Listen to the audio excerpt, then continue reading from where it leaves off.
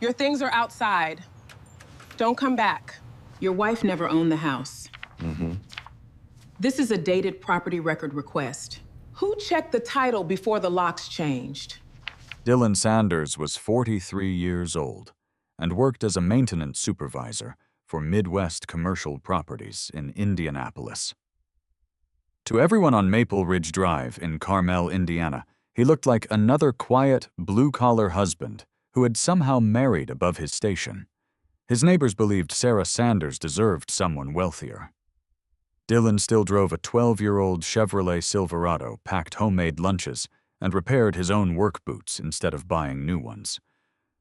What nobody knew was that the beautiful two-story house legally belonged to the Sanders Family Property Trust, created years before he ever met Sarah.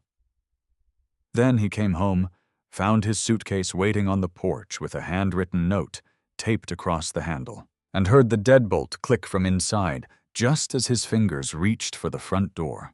Before we continue, I'd love to know where you're watching from. Drop your country and your local time in the comments. I always enjoy seeing how far these stories travel around the world. And if you enjoy slow-burning stories where quiet people prove everyone wrong through patience, evidence, and determination, consider subscribing.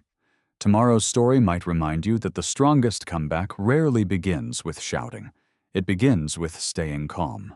Dylan Sanders stood motionless for only a few seconds. Not because he was shocked, because he had learned years ago that the first reaction was rarely the smartest one. The October air carried the smell of damp leaves across Maple Ridge Drive. Porch lights glowed one by one as families settled in for dinner. Somewhere down the street, a lawn sprinkler clicked rhythmically against the sidewalk. Everything looked painfully ordinary, except for the black suitcase resting on his front porch. He bent down without saying a word. The luggage was the same Samsonite case they had packed together during their trip to Gatlinburg 3 summers earlier. Someone had folded his jackets carefully. His shaving kit rested neatly inside. Even his favorite brown leather notebook had been placed in the front pocket. Sarah hadn't thrown him out in anger. She had planned this. The folded sheet of notebook paper remained taped across the handle. Dylan peeled the tape away slowly. His eyes moved across the familiar handwriting. Your things are outside. Don't come back. This house is mine now. I've wasted enough years pretending this marriage still works. The locks have been changed. If you return, I'll call the police. No signature. There didn't need to be one. He folded the note once. Then again. Instead of crumpling it, he slipped it carefully into the inside pocket of his backpack. His heartbeat never changed. Across the street, Mrs. Henderson peeked through her living room curtains before quickly stepping away. Another neighbor slowed his evening walk with his golden retriever just long enough to understand what had happened. By tomorrow morning, the neighborhood would have its own version of the story. Dylan refused to become part of it. He rolled the suitcase back toward his truck. The 12-year-old Silverado started on the first turn of the key. As he drove away, he never looked back at the house. Not once. 20 minutes later, he checked into a Hampton Inn near Interstate 465. The young clerk smiled politely. Business trip. Dylan returned a small smile. You could say that? The clerk handed him a room key. 3rd floor, breakfast starts at 6. Thank you. No explanations, no complaints. Room 318 overlooked the parking lot. The room smelled faintly of fresh detergent and brewed coffee lingering from the hallway. He placed the suitcase beside the desk instead of opening it. His work boots remained on for another several minutes while he sat silently on the edge of the bed. Only then did he remove the folded note once more. He read every sentence. Twice. Then a 3rd time. His eyes stopped on 6 simple words. This house is mine now. Not our house. Not the house. Mine. A quiet breath escaped his lips. Sarah truly believed that. That realization hurt far more than the eviction itself. For nearly 8 years of marriage, she had apparently never understood who actually owned the property, or perhaps she had never cared enough to ask. Dylan leaned back against the headboard. His mind drifted years into the past. He remembered another small room, another bed. Only that one had belonged to his father. George Sanders had spent the final 14 months of his life fighting pancreatic cancer. Dylan had been there every evening. After 10-hour workdays, he drove straight to St. Vincent Hospital before going home. He learned how to refill water pitchers, how to adjust blankets, how to help someone stand after chemotherapy weakened their legs. His father rarely complained.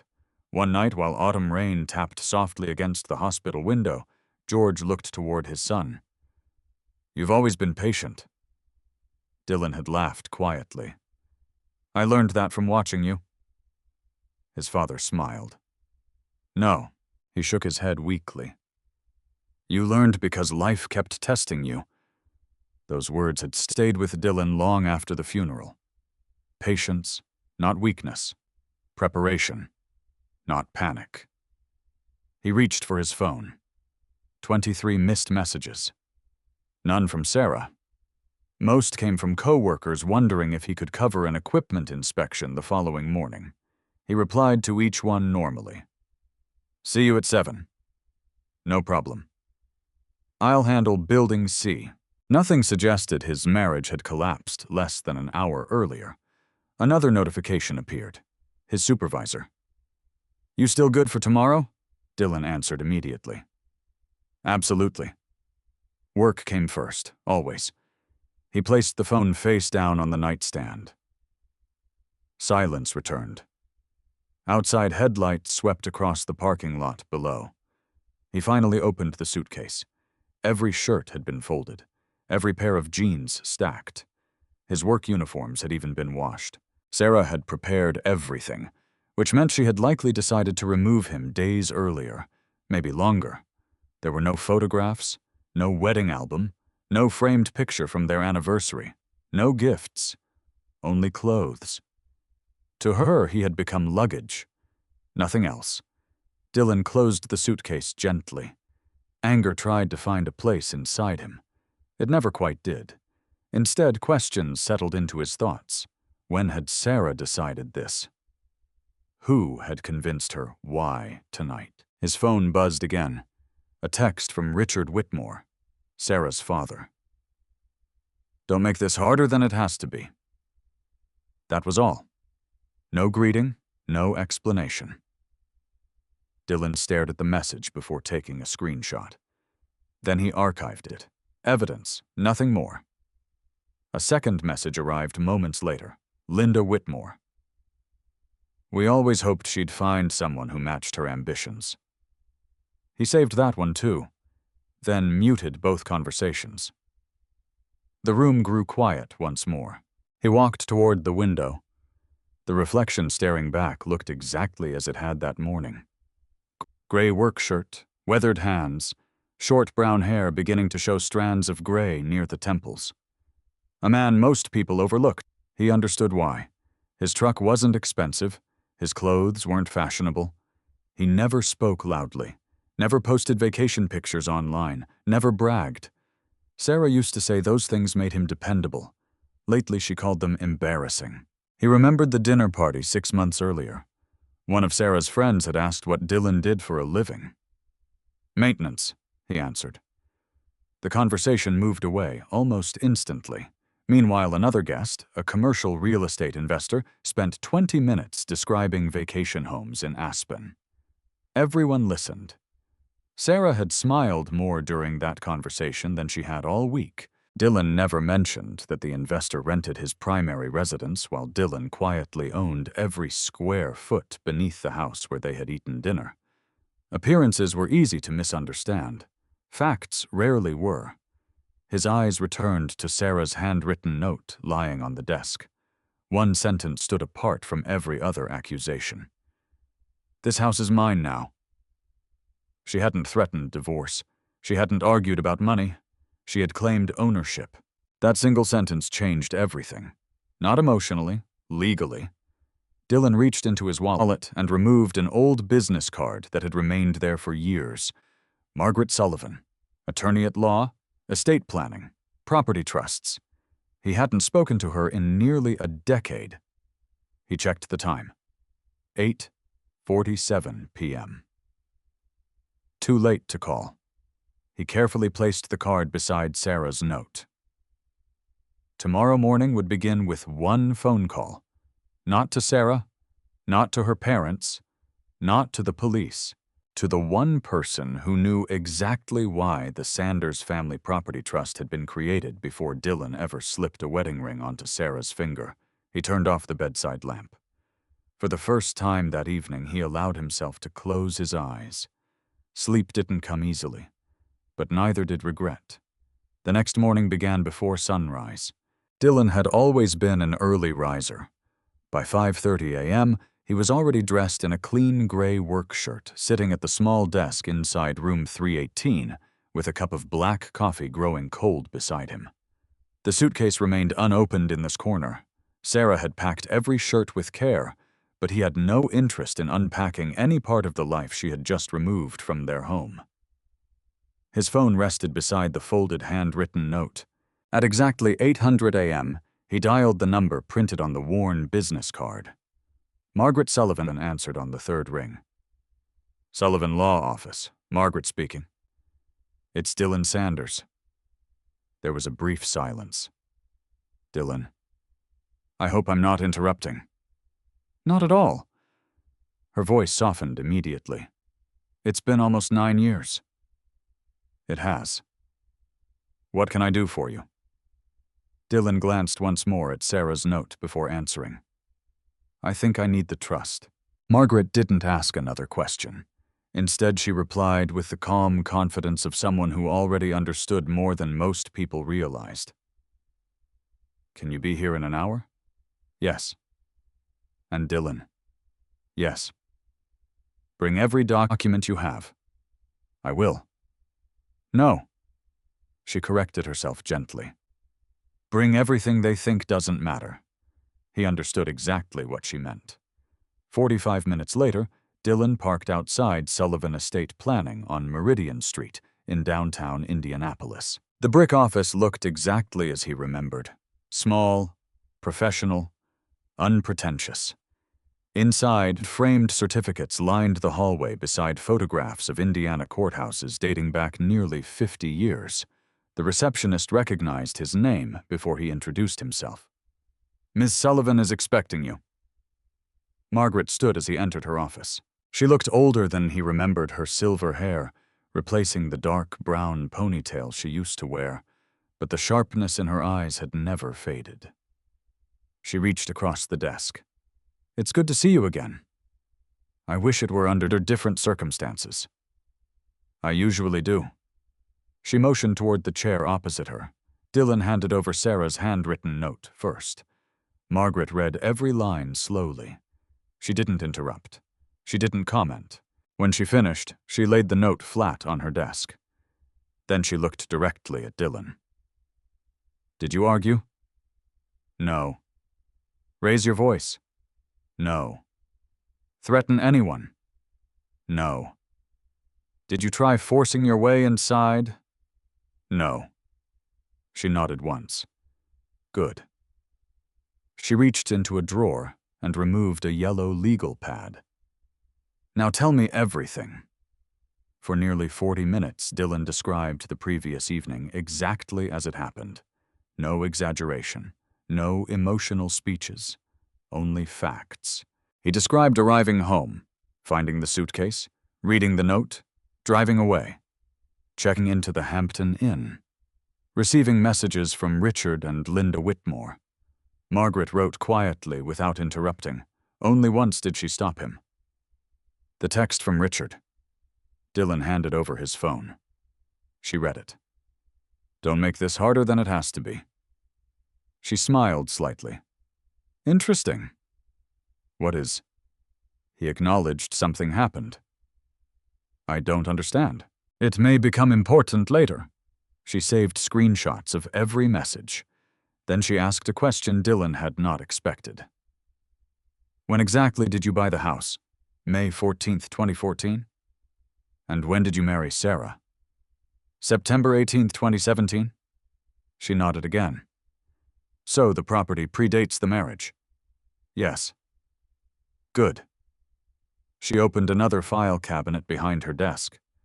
Several thick binders filled one shelf. She pulled out one marked simply Sanders Family Property Trust. She placed it carefully on the desk. I hoped I'd never need this again. The binder contained dozens of documents: trust agreements, property records, county filings, closing statements, original purchase contracts. Each page remained perfectly organized. Margaret slid the original warranty deed toward Dylan. Read the owner. He already knew what it said. Still he looked. Sanders Family Property Trust. Not Dylan Sanders. Not Sarah Sanders. Not both of them. The trust. Margaret folded her hands. The trust purchased the property on your behalf at closing. Dylan nodded. I remember. Do you remember why? His thoughts drifted backward. 9 years earlier. His father had been gone less than 6 months. The inheritance wasn't enormous, but after years of saving his own income, it had been enough for a substantial down payment. He had planned to purchase the house personally. Margaret had advised otherwise. Back then, she explained something he barely understood. A trust isn't about hiding assets, she had told him. It's about protecting them. He remembered asking whether it was really necessary. She answered with another question. Do you plan on keeping this house for decades? Yes. Do you hope one day it stays inside your family? Yes. Then protect it before life becomes complicated. At 29 years old, Dylan had laughed. My life's pretty simple. Margaret had smiled. It won't always be. Now sitting in the same office almost a decade later, he understood exactly what she had meant. She opened another section of the binder. This is the certification of trust. Another document. This is the original county recording. Another. This confirms every annual filing. She looked toward Dylan. The ownership has never changed. Never. Not once. What about refinancing? The loan changed. She pointed toward another document. The owner did not. What about the renovation loan? Also secured correctly. She turned another page. The trust remained owner. Dylan leaned back slowly. So legally. You've never stopped owning beneficial control through the trust. What about Sarah? Margaret's expression became serious. Did you ever sign a deed transferring ownership? No. Did you execute a quitclaim deed? No. Did you amend the trust? No. Then nothing changed. Dylan remained silent. Margaret continued. Marriage alone does not rewrite recorded property ownership. She paused. Neither do assumptions. For the first time since leaving home, Dylan felt something inside him settle. Not relief, certainty. Margaret closed the binder. Now we discuss strategy. I'm listening. The first rule. She leaned forward. You will not contact Sarah. I wasn't planning to. Good. The second rule. You will not respond emotionally to any accusation. I understand. The third. You preserve absolutely everything. She slid a folder across the desk. Every voicemail. Every text. Every email. Every social media message. Every photograph. If she leaves another handwritten note, save it. If someone threatens you, document it. If someone apologizes, document that too. Dylan nodded. What if she calls? Let it go to voicemail. What if she asks to talk? You politely decline until I advise otherwise. He accepted that immediately. Margaret had guided hundreds of families through estate disputes. She understood that careless conversations often became courtroom evidence. She opened her calendar. I also need 6 months of communication. I have it. Good. I'll also need utility bills. I can download them. Insurance statements. I have those. Mortgage history. I'll request it. Property tax records. I keep copies. Margaret smiled. I remember. What? You've always kept records? Dylan shrugged. My father taught me paperwork solves problems before arguments ever can. He was right. She stood and walked toward the office window overlooking Meridian Street. I suspect Sarah believes she owns the house because she helped pay household expenses. She did. That doesn't automatically create ownership. Margaret turned back. But something concerns me. What? This sentence. She held up Sarah's note. This house is mine now. She tapped the paper lightly. People don't suddenly write that unless someone has convinced them it's true. You think someone advised her? I do. Who? I don't know yet. She placed the note inside a protective evidence sleeve. But I intend to find out. Dylan rose from his chair. What should I do today? Margaret handed him a checklist. Go to work. He blinked. That's all? Yes. She smiled. The strongest position you can take today is acting like a man who has nothing to hide. He slipped the checklist into his folder. As he reached the door, Margaret spoke once more. One last thing. He turned. I want every text message between you and Sarah for the last 6 months. Every one. Every one. Dylan nodded. He already knew there were hundreds. At the time, they had looked like ordinary conversations between husband and wife. Now Margaret believed those messages might tell a very different story. And somewhere inside those 6 months of ordinary words, she was convinced the beginning of Sarah's mistake was waiting to be found. While Dylan drove toward Indianapolis to begin another ordinary workday, Sarah stood in the kitchen of the house she now believed was entirely hers. Morning sunlight streamed through the bay window, illuminating the marble countertops she had insisted on installing 2 years earlier. She wrapped both hands around a cup of coffee and stared into the backyard. The maple trees had begun changing color, scattering red and gold leaves across the lawn. Dylan mowed every Saturday, without fail. For a brief moment, the silence unsettled her. She had expected something different. She had imagined Dylan pounding on the front door before sunrise. She had expected endless phone calls, voicemails, apologies, maybe even tears. Instead, there had been nothing. Not a single message, not one missed call. Her phone remained completely silent. She checked it again anyway. Nothing. He's stubborn, she muttered. Or maybe she thought he finally understood that leaving was inevitable. The sound of tires rolling into the driveway interrupted her thoughts. She looked through the front window. Jessica Collins climbed out of a white Lexus SUV, carrying 2 paper bags from a local bakery. Jessica had been Sarah's closest friend for almost 5 years. She worked as a luxury real estate agent in Carmel and had built a reputation for selling million-dollar homes to executives moving into the Indianapolis suburbs. She entered without knocking. I brought cinnamon rolls. Sarah forced a smile. You didn't have to. I know. Jessica placed the bags on the kitchen island before studying Sarah's face. So, Sarah folded her arms. It's done. Jessica looked toward the front window. Did he make a scene? No. He just left. Sarah nodded. He didn't even argue. Jessica frowned. Really? I left his suitcase outside. And he packed it into his truck and drove away. Jessica seemed almost disappointed. That's unexpected. Sarah poured another cup of coffee. He's always been like that. What do you mean? He never fights. Jessica laughed lightly. Some women would consider that a blessing.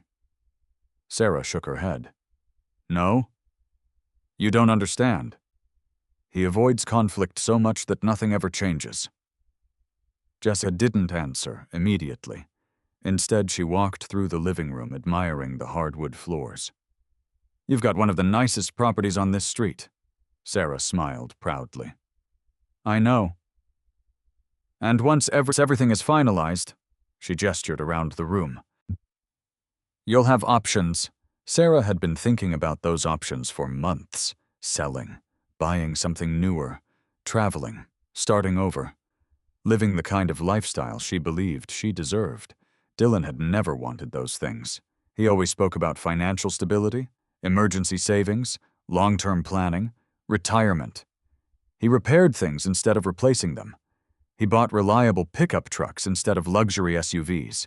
Sometimes Sarah wondered if he enjoyed denying himself success. Jessica interrupted her thoughts. Is Ethan coming? Sarah checked the clock. He should be here any minute. Less than 10 minutes later, another vehicle pulled into the driveway. A black Range Rover. Ethan Caldwell stepped out wearing dark sunglasses despite the cloudy morning. At 47 years old, Ethan carried himself with effortless confidence. His navy sport coat fit perfectly. His expensive watch caught the sunlight each time he moved. Unlike Dylan, Ethan enjoyed being noticed. He entered the house carrying a leather portfolio. Morning, ladies. Sarah smiled more warmly than she had in weeks. Coffee? Please. Jessica watched quietly while Ethan accepted the mug. He walked slowly through the living room, examining walls, windows, and ceiling heights, the way experienced developers often evaluated investment opportunities. This place has incredible potential. Sarah nodded eagerly. I've been saying that. The location alone is exceptional. He looked toward the backyard. Half-acre lot? Mature trees. Excellent school district. If updated correctly, he smiled, this house could command a remarkable price. Sarah felt excitement building. That's exactly what I've been thinking. Ethan opened his portfolio. Several architectural renderings appeared inside. Imagine opening this wall. He pointed between the kitchen and dining room. Modernize the fireplace. Replace these windows. New exterior stone. He flipped another page. Outdoor kitchen. Expanded patio. Jessica leaned closer. It would photograph beautifully. Sarah studied the drawings. For months she had imagined transforming the house, not because she disliked it, because she believed someone else would pay far more after the renovations. Ethan continued. The market still favors premium listings. We could easily attract executive buyers relocating from Chicago. Sarah asked the question she had been waiting to hear. What do you think it's worth? Ethan paused dramatically. If renovated correctly. He named a figure nearly double what she believed the home had originally cost. Sarah's eyes widened. Jessica whistled softly. I told you, Ethan smiled. There's real opportunity here. None of them noticed the small security camera mounted beneath the garage eaves, quietly recording everyone entering and leaving the property. The camera belonged to the next-door neighbor, retired engineer, Michael Turner. Years earlier, after a package theft, Michael had installed cameras covering both sides of his property. The system automatically stored footage for 60 days. He never imagined it might someday document something far more important than missing deliveries. Inside the house, Ethan continued outlining possibilities. We'll need contractor estimates, architectural plans, inspection reports. Sarah nodded repeatedly. When can we start? As soon as possible. He closed the portfolio. But first, he looked directly at her. We should make sure nobody interferes. You mean Dylan? Ethan shrugged casually. If he's moving on, wonderful. If not, he smiled politely. We simply stay organized. Sarah crossed her arms. He has no reason to come back. Ethan didn't respond immediately. Instead, he walked towards the front door and tested the new deadbolt.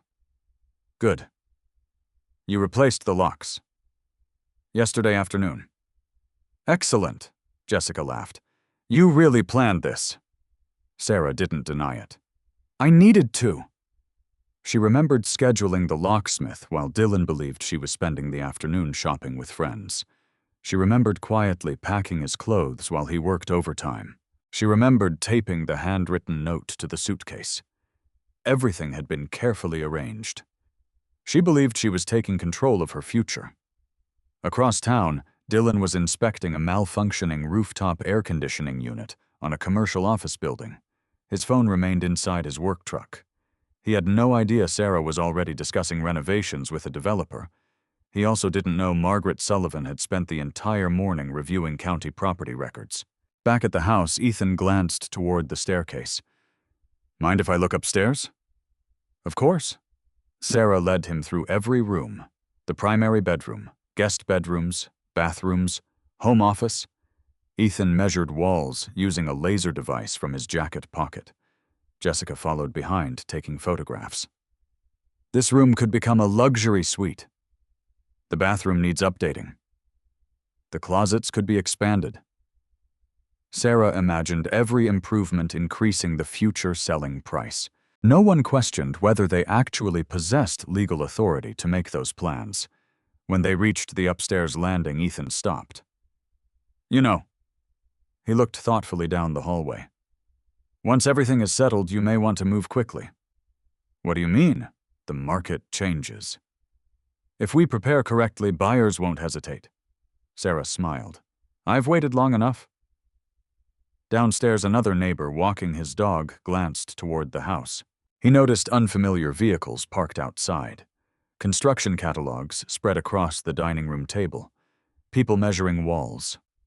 The unusual activity caught his attention. Later that evening, he would casually mention it to Michael Turner over the backyard fence. Neither man realized that simple observations would soon become part of a much larger picture. Before leaving, Ethan handed Sarah a printed checklist. Contractor. Interior designer. Roof inspection. Foundation review. And... He paused. "I'll arrange for someone to estimate renovation costs." Sarah accepted the papers confidently. "Perfect." After Ethan and Jessica drove away, Sarah stood alone in the quiet house. She looked around with satisfaction. For the first time in years, she believed the future belonged entirely to her. She never once considered that every renovation plan, every visitor, every conversation about selling the property had just unfolded inside a house whose legal ownership had never changed. Hundreds of pages resting inside Margaret Sullivan's office were about to prove exactly that. By the time Dylan finished his workday, Margaret Sullivan had transformed the corner conference room of her law office into what looked less like a legal workspace and more like the headquarters of a meticulous investigation. Large folders covered the conference table.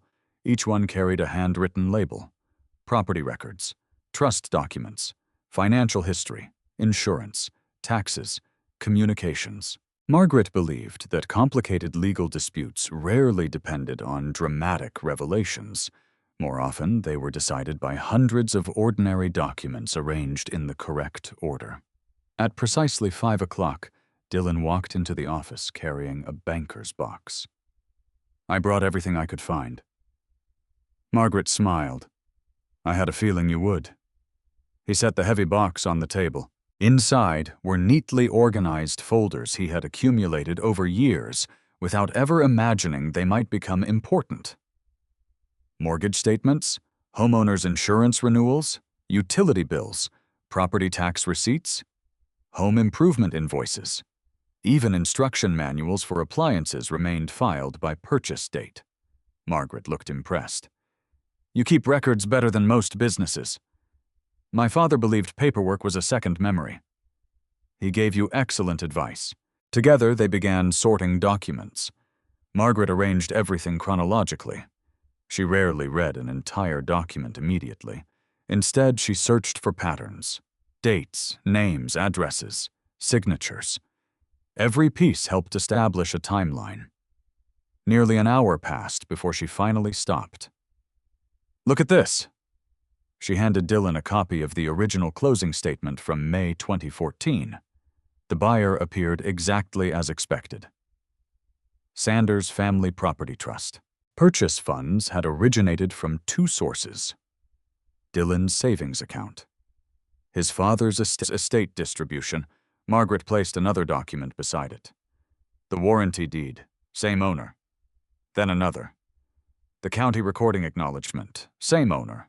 Then another. The homeowner's insurance declaration, named insured Sanders Family Property Trust. She looked toward Dylan. This consistency is extremely important, he nodded. So everything matches.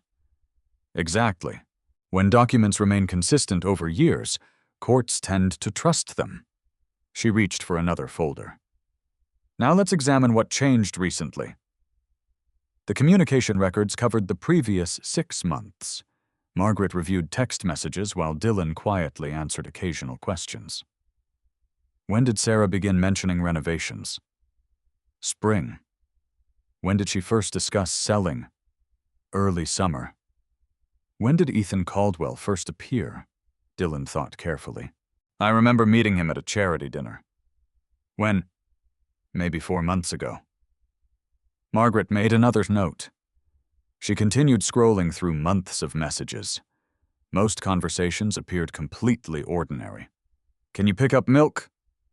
I'm working late. Don't forget dinner at Mom's. Call me when you're finished. Nothing unusual. Until one message caught her attention. It had arrived 3 months earlier. Sarah had written, Jessica says we're sitting on a fortune if we stop thinking so small. Margaret looked up. Did you respond? I think so. She found his reply. I'd rather have security than speculation. Margaret circled both messages with a yellow marker. Interesting. Another conversation followed 2 weeks later. Sarah, we should leverage the house. Dylan, I don't want unnecessary debt. Sarah, you never want anything. Margaret quietly copied the page. The differences between their thinking had been growing long before the suitcase appeared. As evening approached, Margaret opened her laptop and logged into the Hamilton County Property Database. Public records appeared within seconds. She searched the property's address. Owner Sanders Family Property Trust. Status active. No transfers, no amendments, no ownership changes. Everything remained exactly as expected. Then another entry caught her attention. A recent activity log. Someone had requested certified property copies from the county recorder's office just 8 days earlier. Margaret leaned closer. Dylan noticed her expression. What is it? Someone requested certified copies. Is that unusual? Not necessarily. Who requested them? The public record doesn't identify private requesters. She wrote the date on her legal pad. But someone became interested recently. Dylan considered the timing. About a week before Sarah threw me out. Exactly. Margaret leaned back. I'd like to know who ordered those records. She couldn't obtain that information immediately. But the timing strengthened her suspicion that someone had begun investigating the property's ownership before Sarah acted. She opened another folder. Utility records, electricity, water, natural gas, internet. Every account had been paid from Dylan's primary checking account. Sarah occasionally transferred money into their joint household account, but the actual utility payments consistently originated from Dylan's banking relationship. Margaret highlighted another section. This helps establish financial responsibility. It matters. Everything matters. She stacked the utility records beside insurance documents. Nothing contradicted the ownership timeline. Around 7 o'clock, Margaret's assistant knocked gently. Sorry to interrupt. Margaret looked up. What is it? A gentleman returned your call. She handed over a note. Name Daniel Brooks. Margaret nodded. Thank you. After the assistant left, Dylan asked, Who's Daniel?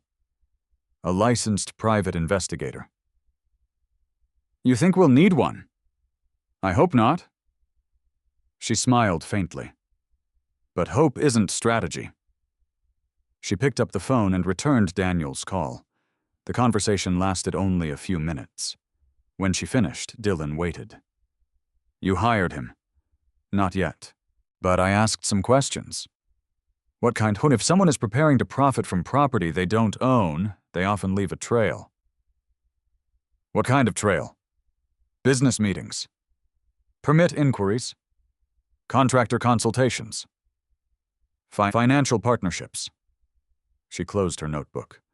I'd rather discover those things now than during litigation. Meanwhile, 40 minutes away, Ethan Caldwell sat inside the conference room of Caldwell Urban Development. Unlike the confidence he displayed around Sarah, the atmosphere inside his own office was far less optimistic. 3 executives surrounded the table.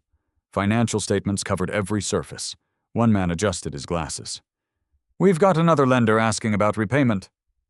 Another added quietly, "The Jefferson Street project is still frozen." Ethan rubbed his forehead. "What about refinancing?" "The bank declined." Silence settled over the room. Their company had expanded aggressively over the previous 2 years. Interest rates had risen. Construction costs had climbed. Several planned developments remained unfinished. Cash flow had tightened considerably. Ethan stood and walked toward the window overlooking downtown Indianapolis. "We'll solve it." One executive hesitated. "With what capital?" Ethan didn't answer immediately. Instead, he stared across the skyline. Opportunities still existed. They simply required the right properties, the right timing, the right sellers. Back at Margaret's office, another document arrived electronically. Mortgage payoff confirmation. The outstanding balance had been fully satisfied nearly 18 months earlier. Margaret smiled. "I like this." "What is it?" "No lender. No bank. No competing interest. The trust owns the property free and clear." She organized another section of the growing file. Then she paused. "There is one thing I still don't understand." "What?" "If Sarah truly believed she owned the house." She looked thoughtfully toward Dylan. "Why remove you before filing anything legally?" He frowned. "I don't know. Neither do I." She tapped her pen against the table. "Unless—" She stopped. "Unless what?" "Unless someone told her legal ownership would be easy." Dylan thought about Ethan. He had only met the developer twice. Friendly, confident, always talking about property values, always discussing investments. Nothing had seemed suspicious at the time. Margaret noticed his expression. "You're thinking about someone?" "There was a developer. Ethan Caldwell." She wrote the name immediately. "What do you know about him?" "Not much." "He became friends with Sarah through Jessica Collins." Several months ago." Margaret underlined both names. "That gives us somewhere to start." She closed the final folder. The conference table had disappeared beneath organized stacks of evidence. Every document reinforced the same conclusion. The property had belonged to the Sanders Family Property Trust before the marriage. It remained inside the trust throughout the marriage. Nothing in the record suggested otherwise. But Margaret understood that proving ownership was only half the battle. The other half involved understanding why Sarah had become so certain she possessed rights she had never legally acquired. As Dylan prepared to leave, Margaret walked him to the reception area. "Get some rest." "I'll try." "I'll spend tomorrow digging into Ethan Caldwell." "You think he's involved?" "I don't accuse people without evidence." She smiled politely. "But I've practiced law long enough to recognize when too many coincidences begin appearing in the same week." Dylan nodded. For the second consecutive day, he returned to the Hampton Inn. He still had no intention of calling Sarah. He still had no desire to argue. He trusted the process that was quietly taking shape. Neither he nor Margaret realized that at almost the same moment Ethan Caldwell had instructed one of his employees to contact a remodeling contractor and begin preparing preliminary renovation estimates for a house he had absolutely no legal authority to improve. The paper trail had already begun. Neither side knew exactly how long it would become, The following morning began with a knock on room 318. Dylan opened the hotel door to find the front desk manager standing outside with a small envelope. "Mr. Sanders." "Yes." "This was left for you about 20 minutes ago."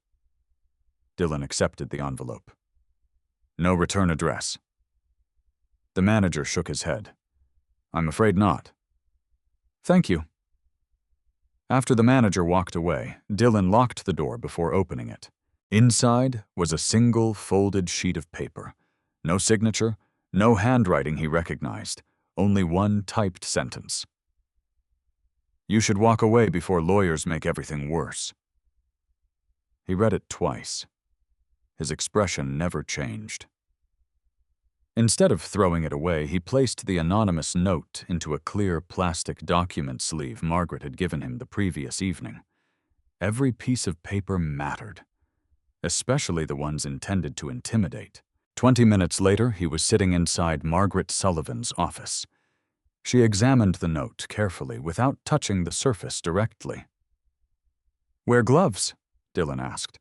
"I prefer not to leave unnecessary fingerprints." She slipped the page into an evidence folder. "What do you think?" "I think someone knows you've hired counsel." "Already?" "Possibly." She looked at the envelope. "No postage. No delivery markings. So whoever delivered it knew where you were staying." Dylan considered that. "I never told anyone except you." Margaret nodded slowly. "I noticed." She wrote another entry into her legal notebook. "That doesn't necessarily mean someone followed you. But it does mean we're paying closer attention from this point forward." She reached across her desk. "I have something to show you." She opened a laptop and turned the screen toward him. On it appeared a series of business records. Caldwell Urban Development. Dylan recognized the company name immediately. "Ethan." "Yes." Margaret folded her hands. "I spent most of yesterday researching him." "What did you find?" "Nothing illegal." She emphasized the words carefully. "But several interesting facts." She clicked another document. The company had completed multiple residential redevelopment projects throughout central Indiana. Several had been successful. Several had not. Another document appeared. Commercial loan filings, construction financing, property acquisitions. Then another, mechanics liens, delayed contractor payments, pending financial obligations. Margaret wasn't interested in gossip, only public records. "They've expanded very aggressively." "Is that bad?" "Expansion isn't." She pointed to another filing. "Cash flow problems can be." Dylan studied the numbers. He understood machinery far better than balance sheets, Margaret explained. When developers need capital, attractive residential properties become very valuable. "You think Ethan wanted the house?" "I don't know." She refused to make assumptions. "But I do know this." She tapped another page. "His company has recently pursued several off-market acquisitions." "What does that mean?" "They purchase homes before they're publicly listed, usually below full market value." Dylan remained silent. Margaret continued, "If someone incorrectly believed they controlled a valuable property." She allowed the thought to finish itself. The receptionist knocked gently. "Daniel Brooks is here." "Perfect." Margaret stood. "Send him in." A tall man in his early 50s entered, carrying a slim leather briefcase. His appearance blended effortlessly into any crowd. Gray suit, simple tie, calm expression. The kind of person most people forgot moments after meeting. "Mr. Sanders." Daniel extended his hand. "I'm Daniel Brooks." "Dylan," Margaret closed the office door. "I've asked Daniel to help us gather information that public records can't always provide." Daniel sat without opening his briefcase. "I understand this concerns a residence." "It does."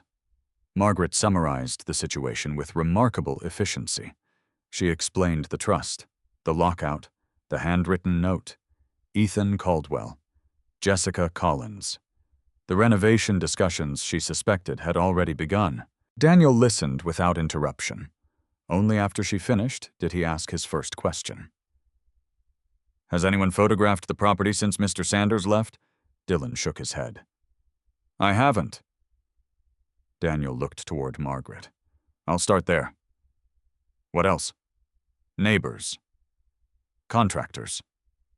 Vehicle activity? Public permit requests. He spoke in short, precise sentences. I don't trespass. I don't fabricate. I simply observe. Margaret smiled. Exactly why I called you. Daniel opened his briefcase.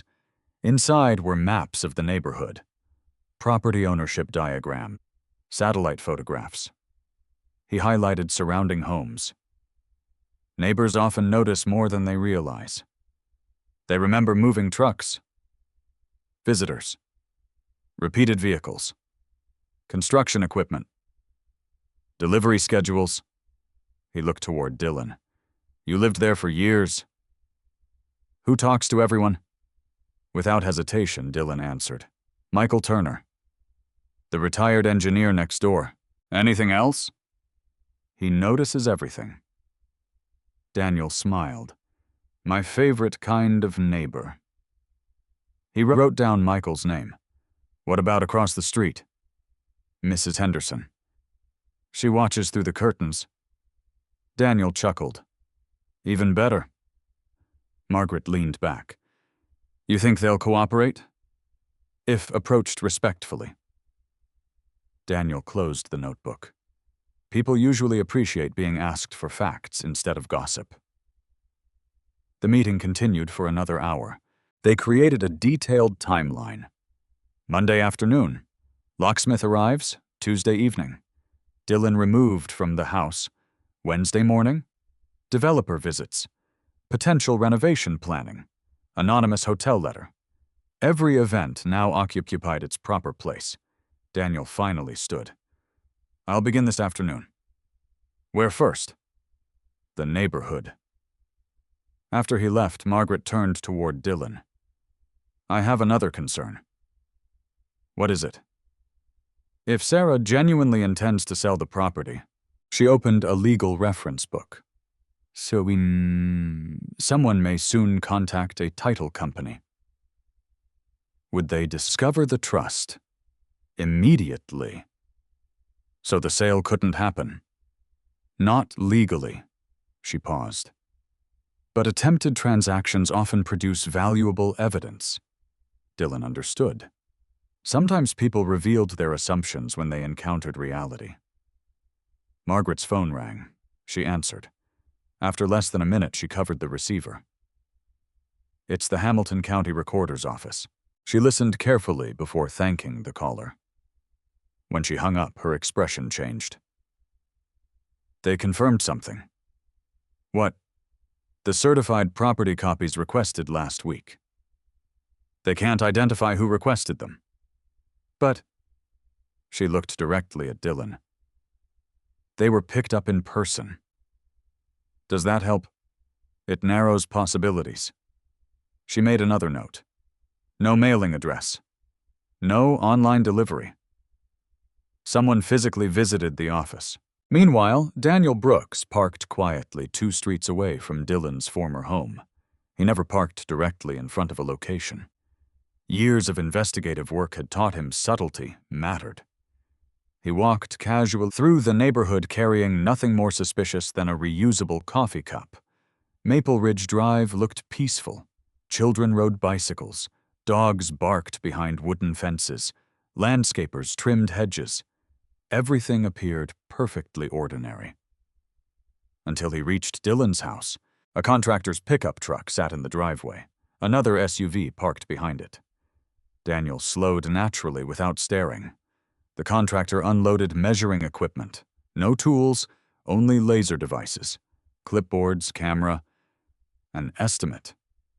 Interesting. Daniel continued walking another 50 yards before stopping to admire a row of maple trees. From there, he casually photographed autumn leaves. The contractor's truck appeared naturally in the background. A useful habit. Evidence looked strongest when collected without drama, Across the street, an elderly woman watered flower beds. Daniel smiled politely. "Beautiful morning." She smiled back. "It certainly is." He admired the flowers. "You've lived here long." "Almost 22 years. Wonderful neighborhood." "It usually is." "Usually." An interesting choice of words. Daniel never asked about Dylan. He never mentioned lawsuits. Instead, he commented on home renovations. "Looks like someone next door is making changes." The woman sighed softly. "They've certainly had a busy week." Daniel nodded as if merely making conversation. "Lots of visitors?" "Oh, yes. Developers. Contractors. Real estate people." She shook her head. "I've never seen so many." Daniel thanked her politely and continued walking. He never needed more. Witnesses often volunteered the most valuable information without realizing it. Half an hour later, he knocked on Michael Turner's front door. The retired engineer answered, carrying a screwdriver. "Can I help you?" Daniel introduced himself honestly. "My name is Daniel Brooks. I'm gathering information regarding recent activity nearby." Michael studied him for a moment. "About Dylan." Daniel neither confirmed nor denied. "I'd simply like to ask about anything you've personally observed." Michael folded his arms. "I don't deal in rumors." "Neither do I." That answer changed everything. Michael opened the door wider. "I may have something useful." Daniel stepped inside. Neither man knew it yet, but the security cameras mounted around Michael's property had quietly recorded far more than either Sarah or Ethan ever imagined. And somewhere inside those 60 days of archived footage, the first undeniable piece of objective evidence was already waiting. Michael Turner led Daniel Brooks into a neatly organized workshop behind his garage. Every tool hung in perfect alignment on labeled pegboards. Storage bins lined the shelves. A large computer monitor occupied one corner of the workbench beside several external hard drives. Daniel immediately understood why Dylan had described Michael as someone who noticed everything. The retired engineer appreciated order. Michael pulled out a chair. "I assume you're not here because of package theft?" "No." Daniel smiled politely. "I'm trying to understand a sequence of events." Michael nodded. "I prefer facts over speculation." "So do I." That answer seemed to earn another measure of trust. Michael powered on his computer. "I installed 8 security cameras after someone stole a delivery from my porch about 4 years ago. They record continuously. Motion activated. High resolution. 60-day storage." Daniel looked towards the monitor. "Do any cameras capture Dylan's driveway?" "Part of it." "And the street?" "And the sidewalk." "Not his front porch directly." "But enough." Michael opened the recording software. A calendar appeared. Colored motion markers covered nearly every day. "What date interests you?" Daniel provided the date Sarah had changed the locks. Michael selected the afternoon. Within seconds, footage filled the screen. A white service van appeared at the curb. "Locksmith. Timestamp 2:14 p.m. Daniel leaned slightly forward. The video showed the locksmith carrying equipment toward Dylan's front door. Sarah greeted him. Several minutes later, another vehicle arrived. Jessica Collins stepped out. She entered the house while the locksmith continued working. Neither woman appeared upset. Both laughed at one point while standing near the front entrance. Daniel made a note. "What time did the locksmith leave?" Michael fast-forwarded. 2:58 p.m. The technician returned to his van carrying the old lock hardware. Daniel watched carefully. "No sign of Dylan." "No," Michael answered. "He was at work." The investigator nodded. "Can we check the following evening?" Michael selected the next date. Another video appeared. 6:11 p.m. Dylan's Silverado pulled into the driveway. He stepped out carrying his work backpack. The black suitcase waited on the porch exactly where Sarah had placed it. Daniel watched without speaking.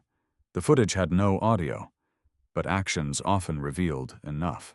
Dylan picked up the note, read it, folded it carefully, placed it inside his backpack. He never pounded on the door, never shouted, never attempted to force the lock. He simply loaded the suitcase into his truck, then drove away. Daniel paused the recording. What happened afterward? Michael resumed playback. Nothing.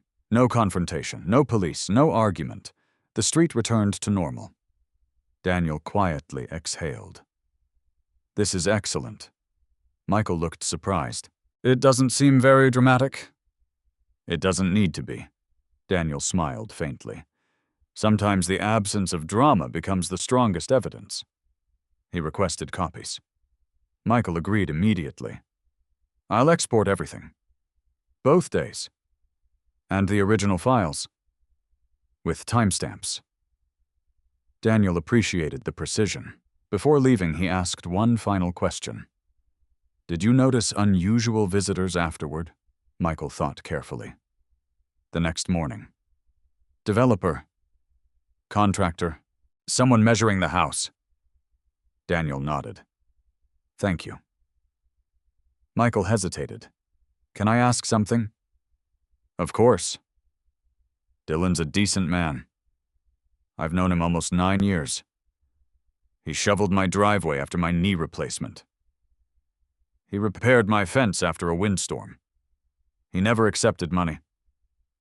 Daniel listened quietly. Michael continued. I don't know what's happening, but I know he isn't the kind of person who causes scenes. Daniel smiled. I appreciate that. No, Michael corrected gently. I appreciate someone finally asking what actually happened. Daniel left carrying 2 encrypted flash drives containing the exported footage. Meanwhile, Sarah spent the afternoon at a boutique furniture showroom with Jessica. Large displays featured imported dining tables, designer lighting, and custom cabinetry. Jessica pointed toward a modern kitchen display. Imagine something like this. Sarah smiled. It would completely transform the house. It would also increase resale value. The sales consultant approached. Planning a renovation, Sarah answered confidently. Yes. We're updating our home. The consultant began discussing countertops and flooring. Sarah listened enthusiastically. For months, she had imagined replacing nearly everything Dylan had considered perfectly functional. The old oak cabinets, the stone fireplace, the built-in bookshelves that George Sanders had helped install years before his death. To Sarah, they looked dated. To Dylan, they carried memories. She never thought about those memories anymore. Her phone vibrated. A message from Ethan. Contractor estimates look promising. Call when free. She smiled. Jessica noticed. Good news? I think we're moving faster than expected. Back downtown, Daniel returned to Margaret's office. She looked up as he entered. Well? Without saying a word, he placed both flash drives on the conference table. I believe you'll want to watch these. Within minutes, Margaret, Daniel, and Dylan sat together before a large monitor. The first video began. The locksmith, Jessica, Sarah. Timestamp after timestamp, everything unfolded exactly as Michael described. Margaret paused the recording. Interesting. What? Daniel asked. Notice Jessica? She rewound several seconds. Jessica entered the house before the locksmith finished replacing the locks. So? Daniel asked. So she knew, Margaret answered. This wasn't an emotional decision made at the last minute. It was planned. The video continued. Then came the following evening. Everyone watched silently. Dylan arrived home, read the note, loaded his belongings, left peacefully. Margaret stopped the recording again. Perfect. Dylan looked uncomfortable. It doesn't feel like winning. No, Margaret agreed softly. but it destroys several possible accusations. She counted them on her fingers. No forced entry. No disturbance. No harassment. No threatening behavior. No attempt to remain unlawfully. Daniel added another observation. He even preserved the note. Margaret smiled. Exactly. She looked toward Dylan. You acted exactly the way judges hope adults behave. Dylan shrugged. I didn't know what else to do. Neither did Sarah. Margaret answered quietly. She expected conflict. Daniel nodded. People who prepare dramatic exits often anticipate dramatic reactions. But she didn't get one. Margaret replayed another section. The empty street after Dylan left. No police. No emergency. No crisis. She exported still images from the footage. Each timestamp remained visible. Every frame became another exhibit. Daniel then described his conversation with Michael and the neighbor across the street. Margaret wrote carefully. Multiple independent witnesses. Excellent, Daniel continued. I also observed a contractor at the property this morning. Measuring. Photographing. No active construction. But preparations. Margaret looked toward Dylan. Did you authorize any contractor? No. Of course not. She made another note. If renovation planning continues after formal notice, she stopped writing. That could become significant. Her office phone rang. The receptionist transferred the call. Margaret listened for nearly 2 minutes. When she hung up, she looked thoughtful. What happened? Dylan asked. The title company I occasionally work with called. Why? They received a general inquiry this afternoon. Daniel leaned forward. About what? Margaret folded her hands. A residential property in Carmel. She looked directly at Dylan. Your address? Silence settled over the room. They asked a hypothetical question. What kind? If property is owned by a trust, what documents are required before listing? Daniel exchanged a glance with Margaret. They're testing the process. Margaret nodded. They haven't submitted anything. Not yet. But someone is gathering information. Dylan remained calm. So what happens now? Margaret reached for a fresh legal pad. Now! She wrote one sentence across the top of the page. Notice of representation. She underlined it once. I think it's time everyone involved understands that the Sanders Family Property Trust has legal counsel. Daniel smiled slightly. The quiet phase is ending. Margaret nodded. Not with threats. Not with arguments. With documents. She looked toward Dylan. They believed you would react emotionally. They're about to discover something much harder to defeat. What? Dylan asked. Margaret closed the folder containing the security footage. A complete paper trail, and for the first time since the suitcase had appeared on the porch, every major piece of evidence was beginning to point in exactly the same direction. Margaret Sullivan wasted no time. By 9 o'clock the following morning, a formal notice of representation sat on her desk beside a stack of supporting documents. She reviewed every page one final time before signing her name. The letter contained no accusations, no emotional language, no threats. It simply established several indisputable facts. The Sanders Family Property Trust owned the residence. Margaret Sullivan represented the trust, and Dylan Sanders regarding all matters connected to the property.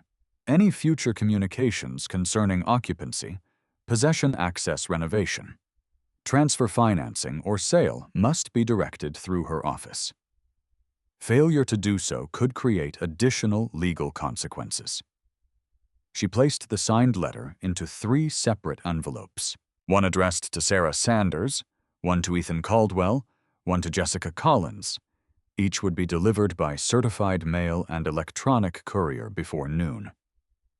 Margaret believed surprises belonged in fiction. Documentation belonged in court. Across town, Dylan spent the morning replacing a damaged rooftop ventilation motor at a medical office building. The work demanded complete concentration. Heavy equipment, electrical systems, strict safety procedures. His phone remained inside the truck. For several peaceful hours, legal disputes disappeared behind ordinary responsibilities. That was one reason he appreciated his profession. Machines behaved predictably. People often did not. Around 10:30, Sarah sat at the dining room table reviewing kitchen renovation samples with Ethan. Cabinet finishes covered one end of the table. Stone countertop samples occupied the other. Jessica arrived carrying a folder filled with comparable home sales. "I've got some exciting numbers," Sarah smiled. "Let's see them." Jessica spread several listings across the table. "These 3 sold within the last 6 months. All renovated. All above asking price." Ethan studied the sales. They support our projections." Sarah leaned closer. "So we're not being unrealistic." "Not at all." Ethan pointed toward one listing. "This house was smaller. Worse location. It still sold remarkably well." Jessica added another page. "If renovations stay within budget, you'll have significant equity." Sarah nodded confidently. "I knew waiting wouldn't make sense." She believed she was making practical financial decisions. No one at the table questioned the assumption that she possessed authority to make them. The front doorbell interrupted the meeting. A courier stood outside holding a certified envelope. "Sarah Sanders." "Yes." "Signature, please." She signed casually before returning to the dining room. The law firm's return address immediately caught Ethan's attention. Margaret Sullivan. His smile faded almost imperceptibly. Sarah opened the envelope. Silence filled the room as she read. Then she read it again. Jessica noticed her expression. "What is it?" Sarah handed over the letter without speaking. Jessica's confident smile disappeared almost as quickly. Ethan quietly accepted the final page. He read every line carefully. Unlike Sarah, he immediately understood its significance. "This attorney represents the trust." Sarah frowned. "What trust?" He looked at her. "The Sanders Family Property Trust." She folded her arms. "I've never heard of it." "I believe that." Ethan continued reading. Property ownership, legal representation, future communications, certified records. His expression remained controlled. "What does this mean?" Sarah asked. "It means..." He chose his words carefully. "They're taking the matter seriously." Jessica looked confused. "But the house belongs to Sarah." Ethan did not answer immediately. Instead, he asked a different question. "Did Dylan ever mention a trust?" Sarah searched her memory. "No. Never." "Did you ever sign property transfer documents?" "I don't think so." "Did you ever see the deed?" "No." Silence settled over the room. For the first time, uncertainty entered Sarah's voice. "Does this change anything?" Ethan placed the letter on the table. "It changes our timeline." "Not our direction. Not yet. Only the timeline." He remained outwardly calm, but privately recognized something important. Someone had assembled experienced legal counsel remarkably quickly. This would not be resolved through assumptions. Meanwhile, another certified envelope arrived at Caldwell Urban Development. Ethan's assistant carried it into his office shortly after lunch. He had already read Sarah's copy. His own contained identical language.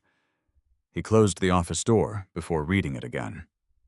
The attachment included copies of the recorded trust certification, county recording information, recording dates, instrument numbers, enough documentation to demonstrate that Margaret possessed substantial evidence before any lawsuit had even begun. His office manager entered quietly. "Lunch meeting starts in 15 minutes. Cancel it. She looked surprised. Everything? Everything. After she left, Ethan picked up the phone. David, his corporate attorney answered. What happened? I need you to review something. Urgent? Yes. He emailed scanned copies immediately. David called back less than 20 minutes later. I've reviewed the documents. And if they're authentic, they are. Then ownership appears straightforward. Ethan remained silent. David continued. Whatever involvement you have with this property. He paused deliberately. Be extremely careful. I'm only advising. Good. Keep it that way. No renovation contracts. No purchase agreements. No commitments. Until ownership is absolutely verified. The conversation ended. Ethan leaned back in his chair. For the first time, he wondered whether someone else had misunderstood the situation from the beginning. Back at Margaret's office, Daniel Brooks returned with additional findings. He carried another folder. I spoke with the contractor. Margaret looked interested. Willingly? Yes. What did he say? He believed he was preparing a preliminary renovation estimate. Nothing signed. No contract. No work authorized. Who contacted him? An employee from Caldwell Urban Development. Margaret wrote another note. Excellent, Daniel continued. The contractor never entered an agreement. He simply measured rooms, photographed spaces, prepared budget estimates. So no actual improvements. None. Margaret nodded with approval. Good. That limits potential damage. Daniel placed another document on the table. Business cards, meeting dates, appointment confirmations. Everything had been collected legally. Everything remained factual. Nothing relied on rumor.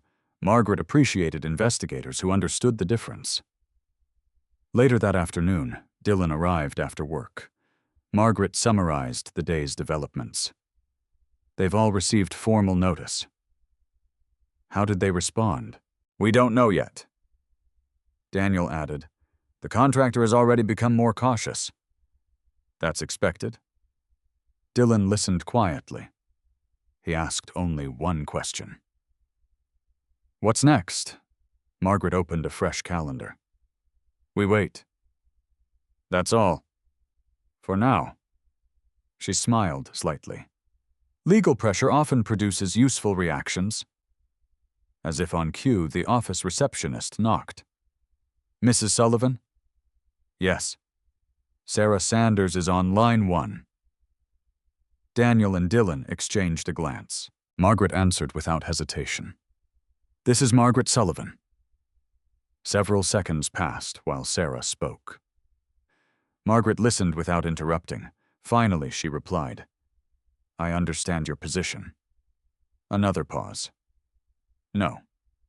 I won't discuss facts over the telephone. She listened again. My client will not meet privately. Another pause.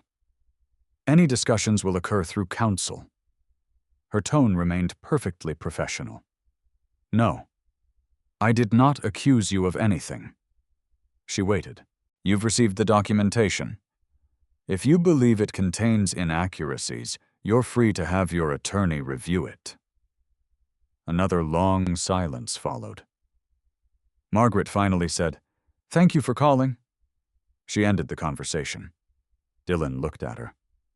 How did she sound? Confused. Angry? Not exactly. Worried? Daniel asked. Did she mention Ethan? No. Did she deny the trust exists? She said she'd never heard of it. Margaret folded her hands thoughtfully. I believe her. Dylan looked surprised. You do? Yes. She nodded. I think Sarah truly believed the house belonged to both of you. She paused. That doesn't excuse her actions. But it may explain them. The distinction mattered. Margaret had handled enough property disputes to recognize that confidence and legal accuracy were not always the same thing. Sometimes people acted decisively because they misunderstood complex documents. Other times, someone encouraged those misunderstandings. She still did not know which explanation fit this case. As evening approached, Sarah stood alone in the living room, staring at the certified letter once again. For the first time since placing Dylan's suitcase outside, she noticed something she had completely overlooked. Every photograph on the walls, every improvement, every holiday decoration stored in the basement, every memory made inside the house, none of them answered the single question, now echoing louder than every other thought. If the trust really owned the property before their marriage, why had no one ever told her? Across the city, Dylan checked back into the Hampton Inn after another ordinary workday. He unpacked nothing except tomorrow's work clothes. He still refused to call Sarah. He still refused to argue. The documents were speaking far more clearly than emotions ever could. And for the first time since the lockout, the certainty that had once belonged entirely to Sarah had begun to shift to the other side. The next morning, Margaret Sullivan arrived at her office before sunrise. She preferred the quiet hours. No ringing telephones, no scheduled meetings, only organized files, fresh coffee, and uninterrupted concentration. She unlocked the conference room where Dylan's case had gradually occupied nearly every available surface. Colored tabs divided the evidence into carefully labeled sections. Ownership, timeline, witnesses, communications, financial records, video evidence, third-party activity. Margaret believed juries and judges understood stories far better than piles of documents. Her responsibility was to ensure every piece of evidence naturally supported the next, until the facts became impossible to misunderstand. She reviewed the sequence once more. House purchased by the Sanders Family Property Trust. Marriage 3 years later. No transfer of ownership. Years of consistent tax records. Years of insurance policies identifying the trust. Lock replacement. Handwritten eviction note. Security footage. Renovation planning. Everything connected. Nothing contradicted the central timeline. At exactly 8 o'clock, her receptionist announced another visitor. Daniel Brooks entered carrying a thin folder. I've got something interesting. Margaret looked up. What did you find? I spoke with the title company. Margaret raised an eyebrow. They talked within ethical limits. He sat down. No confidential client information. But they confirmed someone requested a preliminary explanation of trust-owned property transfers. Margaret nodded. We already suspected that. Daniel continued. The person asking wasn't trying to order title work. They were asking general questions. What kind if spouses separate, can one spouse sell trust property? Margaret leaned back. That's a very specific question. It is. They were told. Daniel smiled slightly. The representative gave exactly the correct answer. Margaret already knew what that answer would be. No. Daniel nodded. Not without authority from the trust. Margaret closed the folder. So somebody received accurate information. But whether they believed it, Daniel finished the sentence. Whoa.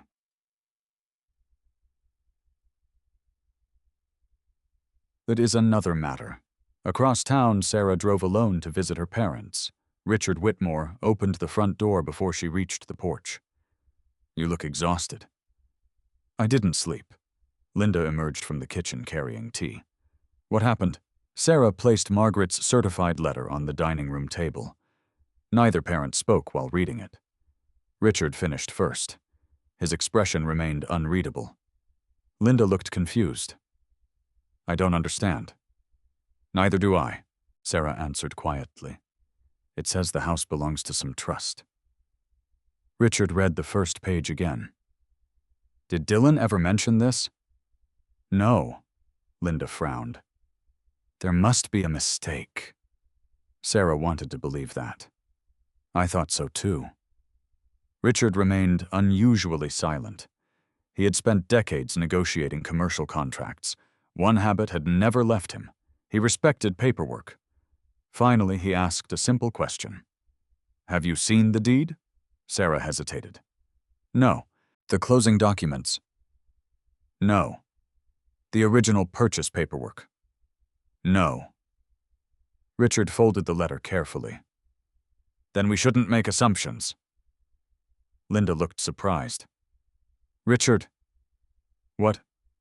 "Our daughter lives there." "I know." "But documents matter." Sarah watched her father closely. It was the first time anyone in her family had questioned her certainty. Richard stood. "I'm not taking Dylan's side. I'm taking the documents seriously." He pointed toward Margaret's letter. "Whoever wrote this knew enough to include recording numbers.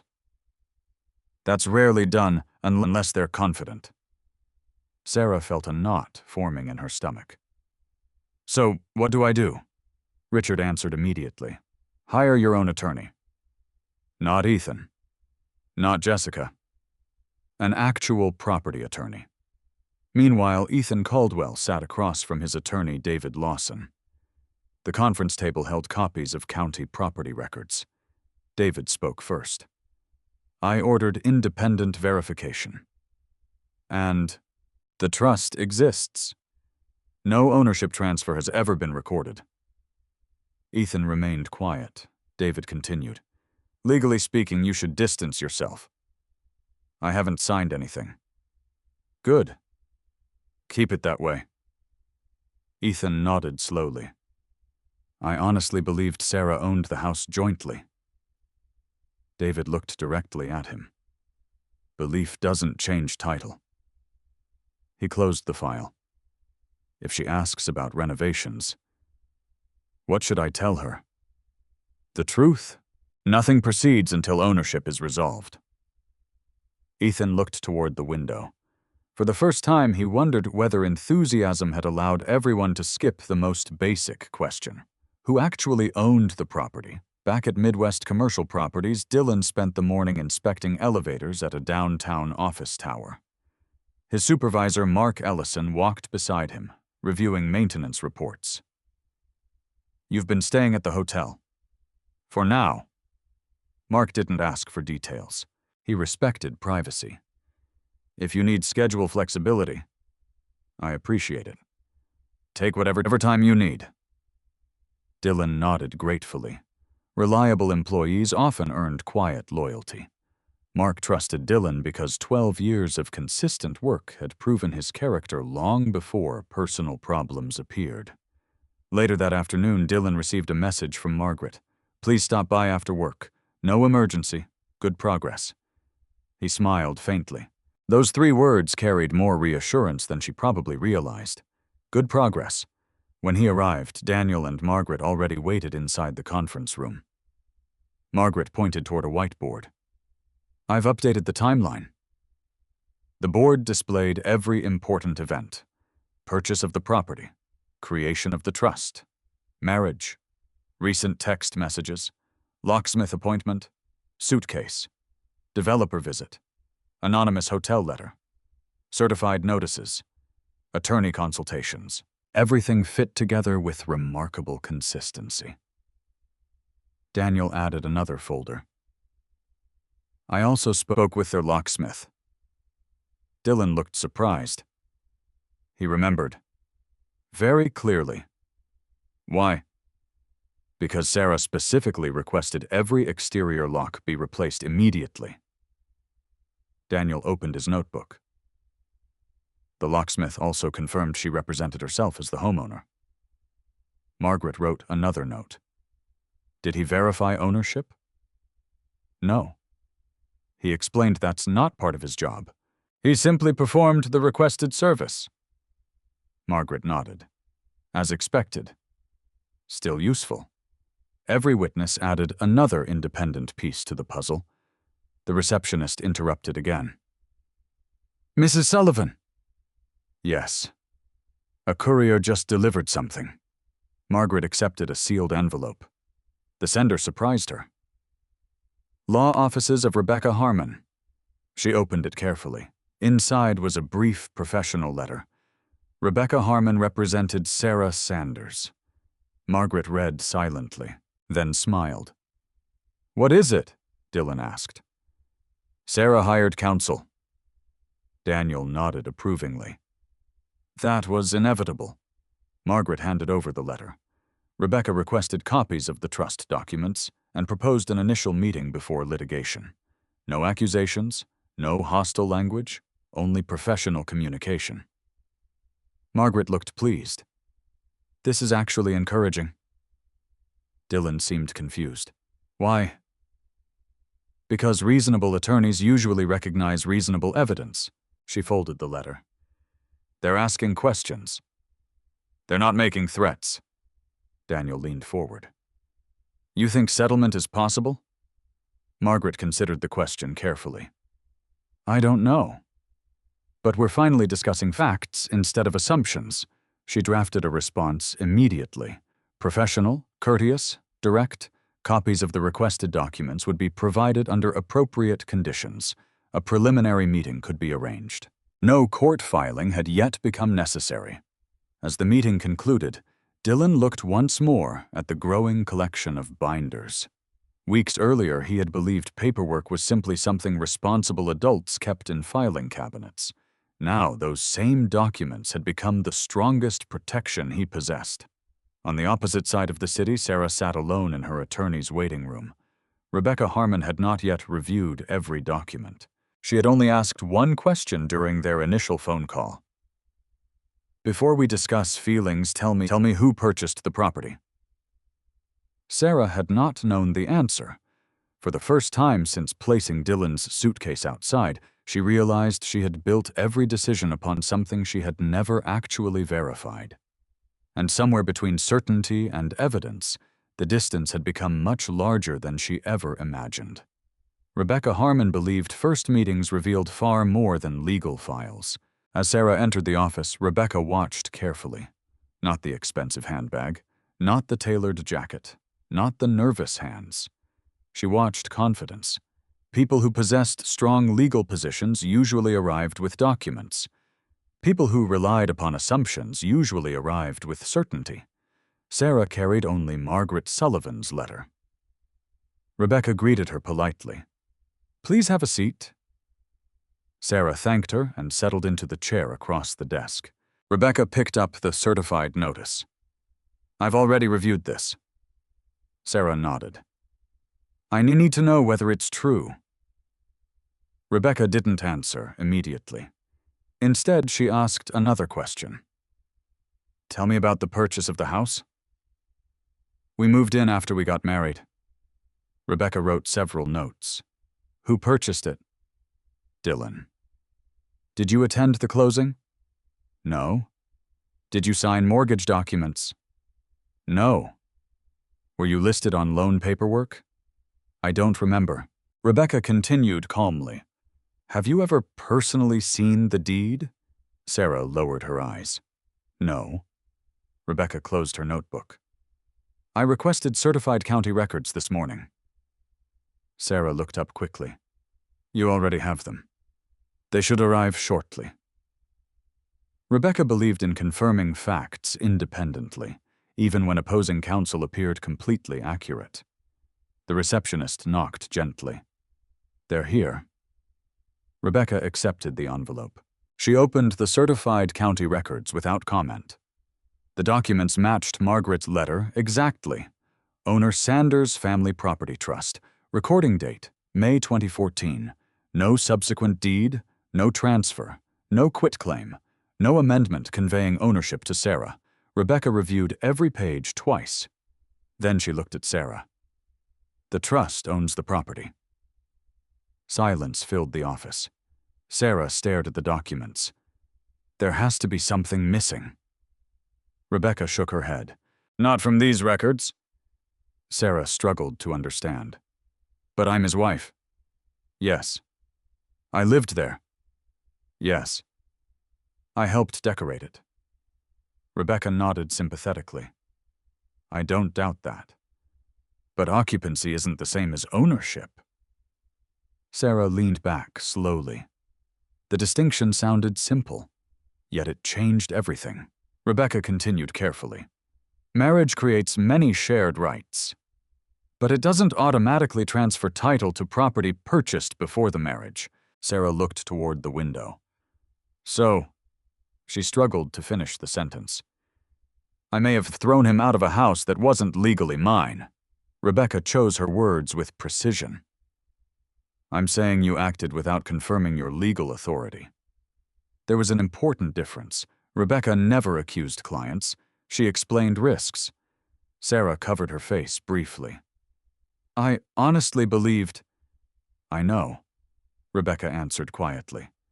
But courts evaluate evidence, not intentions alone. Meanwhile, Margaret Sullivan received Rebecca's first email. Professional, respectful. She requested an informal meeting before either side initiated litigation. Margaret smiled. Exactly the outcome she had hoped for. She called Dylan immediately. We've made progress. What happened? Sarah's attorney contacted me. Good. Very. They're asking questions instead of arguing. Dylan remained silent for several seconds.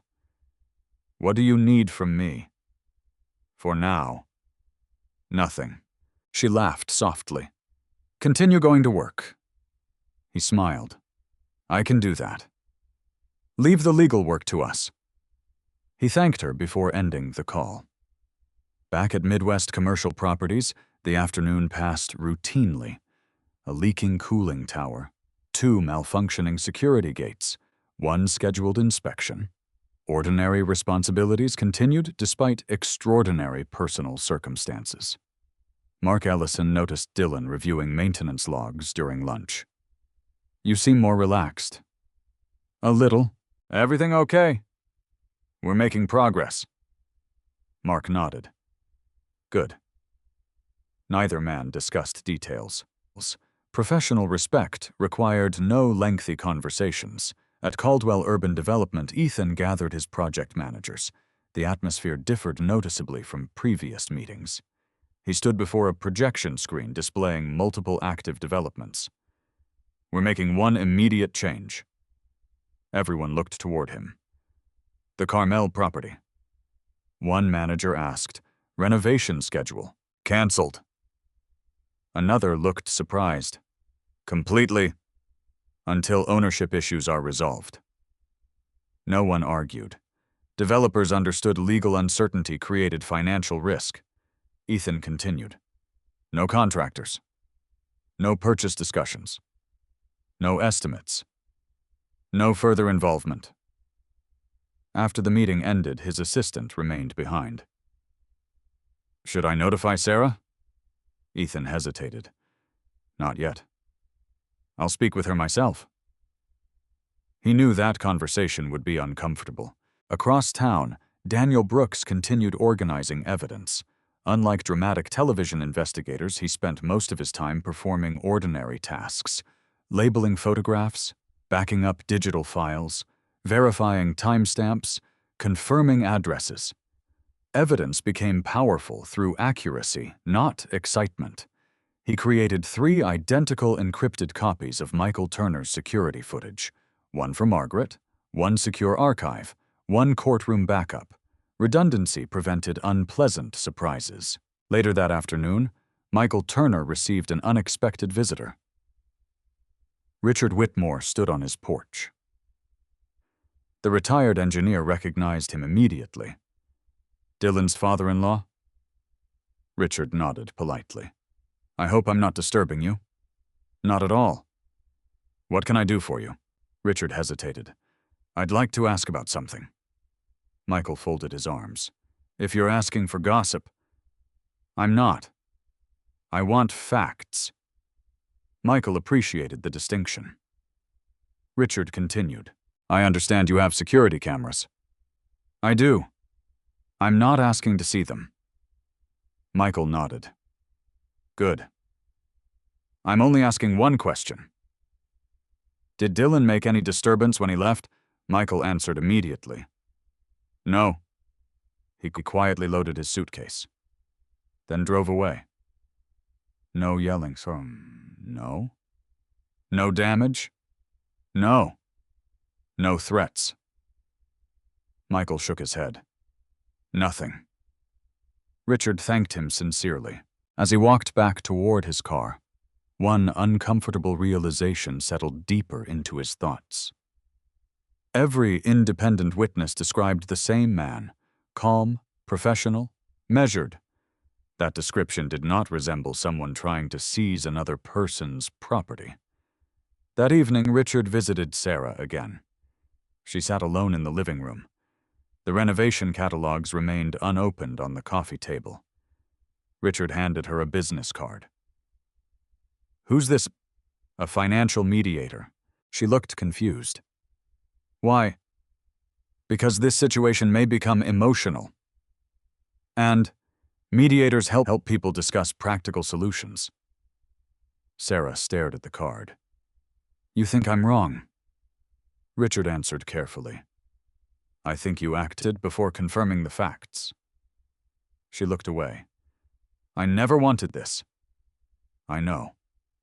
Richard sat beside her. "But wanting something doesn't change paperwork." For several minutes, neither spoke. Finally, Sarah whispered, "What if Dylan never forgives me?" Richard couldn't answer. Not because he lacked sympathy, because forgiveness wasn't a legal question. Across the city, Dylan returned to the Hampton Inn, carrying a small grocery bag. He prepared another simple dinner inside the hotel kitchenette. Grilled chicken, rice, steamed vegetables. The same meals he had prepared for years. Ordinary routines helped preserve stability. His phone buzzed. A message from Margaret. Meeting with opposing counsel scheduled Friday morning. No court yet. Excellent progress. He read the message twice, then placed the phone on the counter. He understood what Margaret meant. The case had moved beyond accusations. It had entered the stage where documents, witnesses, and professional discussions replaced assumptions. Elsewhere, Rebecca Harmon finished reviewing the entire file one final time before locking her office. She rarely predicted outcomes. But one observation stood out unmistakably. Margaret Sullivan had prepared this case long before sending the first letter. Every document had already been verified. Every timeline supported by independent evidence. Every witness appeared credible. Rebecca respected opponents who built cases that way.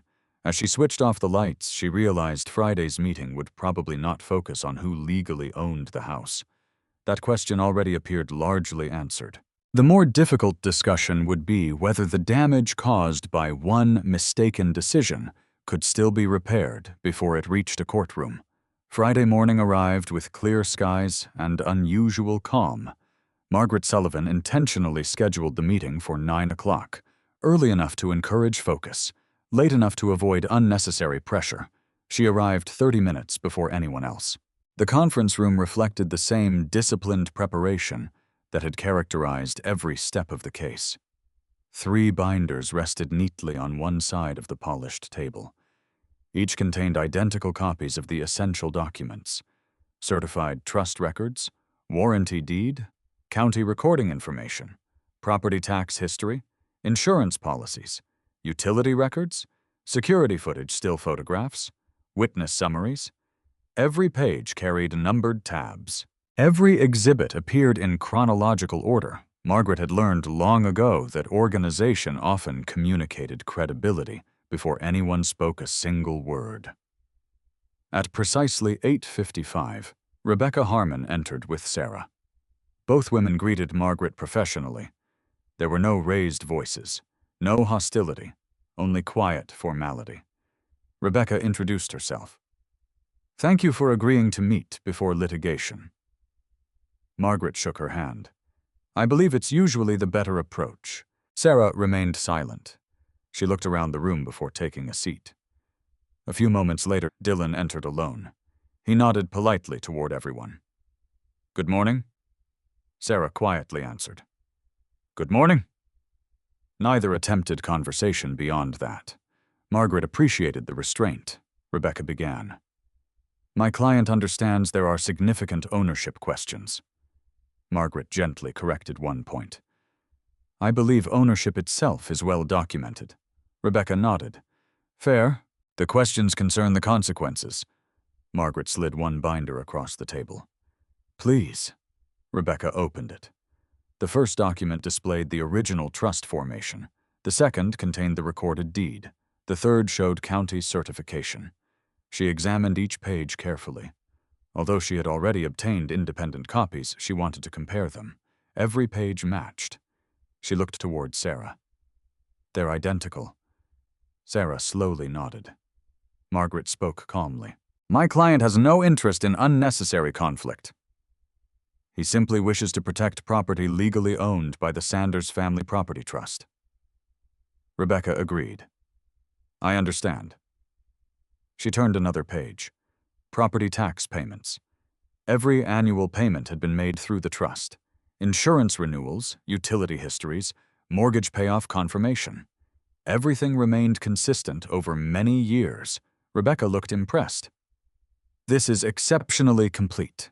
Margaret smiled slightly. I dislike surprises. Dylan remained silent throughout the discussion. He watched only the documents. Not Sarah. Not Rebecca.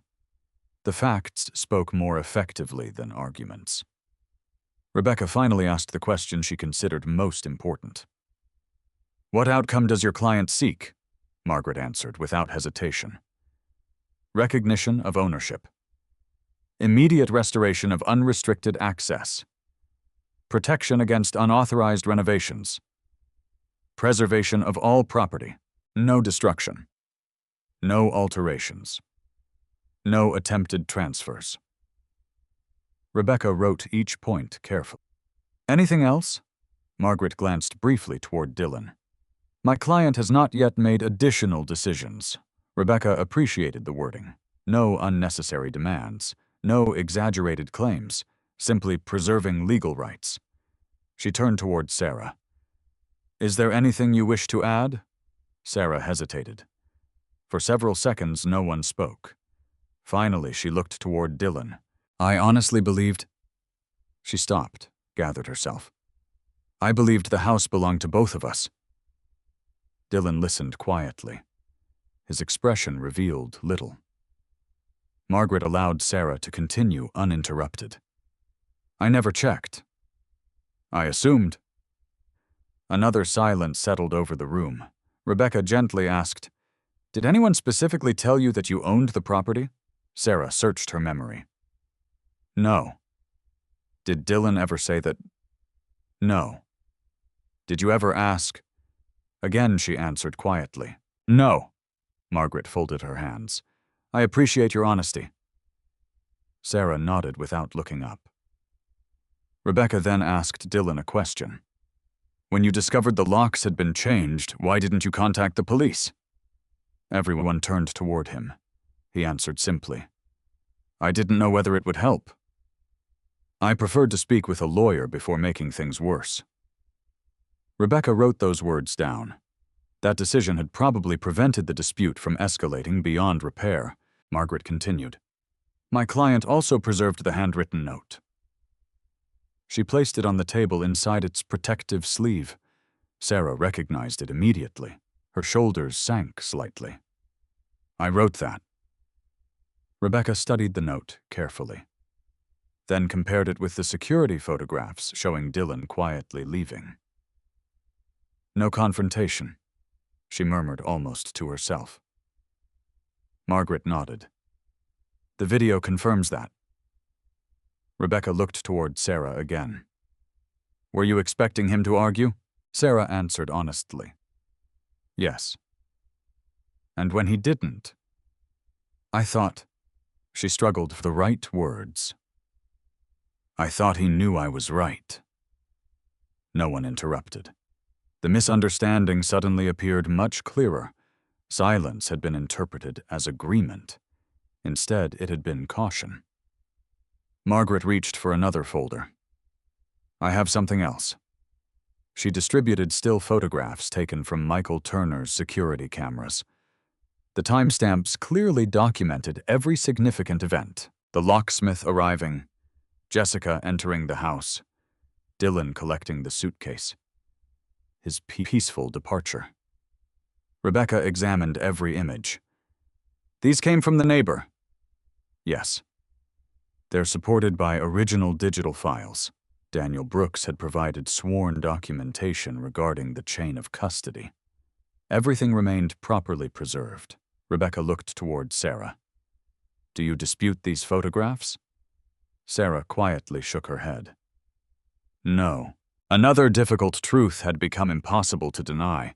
The meeting continued for nearly 90 minutes. Every issue returned to documents, not assumptions, not emotions. Finally, Rebecca closed her binder. I believe we've established the essential facts, Margaret agreed. I think so. Rebecca turned toward Sarah. I'll need a few minutes to speak privately with my client. Margaret nodded. Of course. She and Dylan stepped into an adjoining office. Neither spoke immediately. After several moments, Dylan finally asked, How do you think it's going? Margaret smiled. Better than most first meetings. Really? There hasn't been a single argument. No accusations? No denial of the documents. She paused. That's significant. Dylan leaned against the window overlooking downtown Carmel. He thought about the past several weeks. The suitcase, the hotel room, the anonymous note, the endless paperwork. Everything had led to this morning. Not victory, simply clarity. Meanwhile, inside the conference room, Rebecca closed the door. She looked directly at Sarah. I'm going to ask one final question. Sarah nodded. If the trust truly owns the property, Rebecca spoke carefully. Are you prepared to return possession voluntarily? Sarah stared at the table. Her answer did not come quickly. She remembered every conversation with Jessica, every renovation plan with Ethan, every confident assumption, every moment she believed Dylan had surrendered because he had no rights. Now every one of those assumptions had collapsed beneath certified records. Tears formed, though she quickly wiped them away. I don't know how to fix this, Rebecca answered gently. We begin by acknowledging reality. Sarah slowly nodded. I think... She drew a long breath.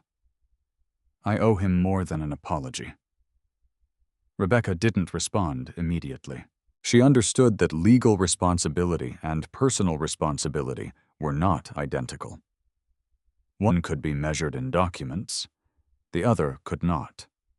In the adjoining office, Margaret received a brief knock. Rebecca entered alone. I believe we're making progress. Margaret stood. So do I. Rebecca extended her hand.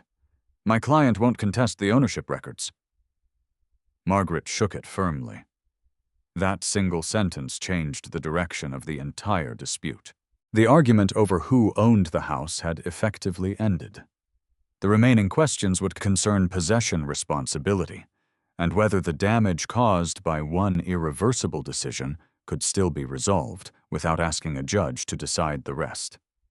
The conference room became noticeably quieter after Rebecca Harmon's statement.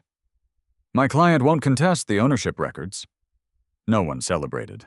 Margaret Sullivan had practiced law long enough to understand that winning one issue rarely ended an entire dispute.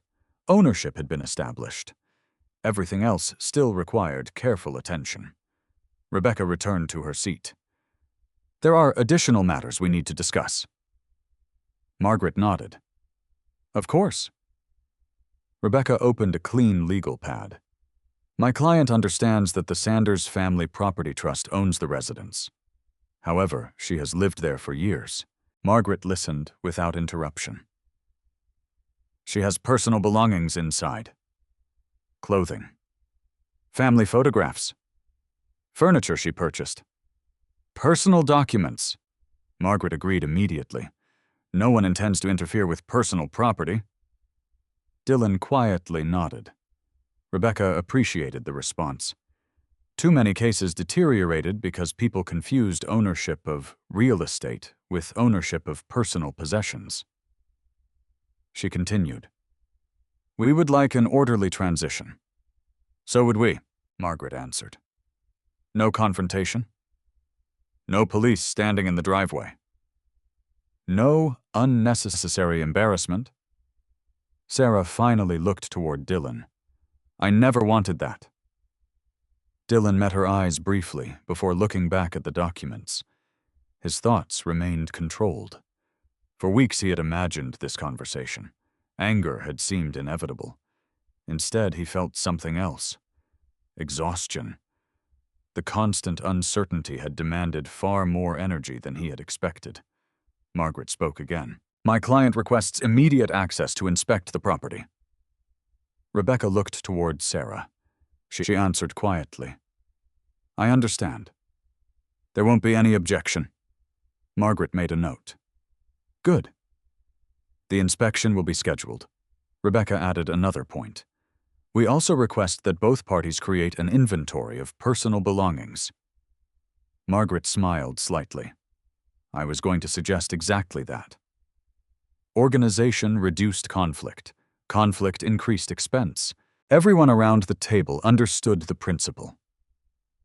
Rebecca closed one folder and opened another. There is one additional issue. Ethan Caldwell. Margaret remained calm. What about him? My client confirms that he discussed renovations. No work actually began. No construction, no demolition, no contracts. Margaret glanced toward Dylan. He remained silent. Rebecca continued. We've confirmed those facts independently. Margaret appreciated the thoroughness. That's consistent with our investigation. Sarah finally spoke again. I thought remodeling would increase the value, Margaret answered professionally. I understand. But any renovation affecting trust property required proper authority. Sarah nodded. I know that now. Another uncomfortable silence followed. Dylan looked down at the handwritten note preserved inside its evidence sleeve. He remembered finding it attached to the suitcase. At the time, it had felt final. Now it looked strangely small. Just a single sheet of paper surrounded by months of legal documentation. Margaret noticed him looking at it. Dylan. He looked up. Would you like to say anything? The room became still. He considered the question carefully. I'd like to understand something. He looked toward Sarah. Why didn't you ask me? Sarah blinked. What? If you believed the house belonged to both of us. He spoke calmly. This to zero. Why didn't you simply ask me to leave temporarily while we figured things out? The question lingered in the room.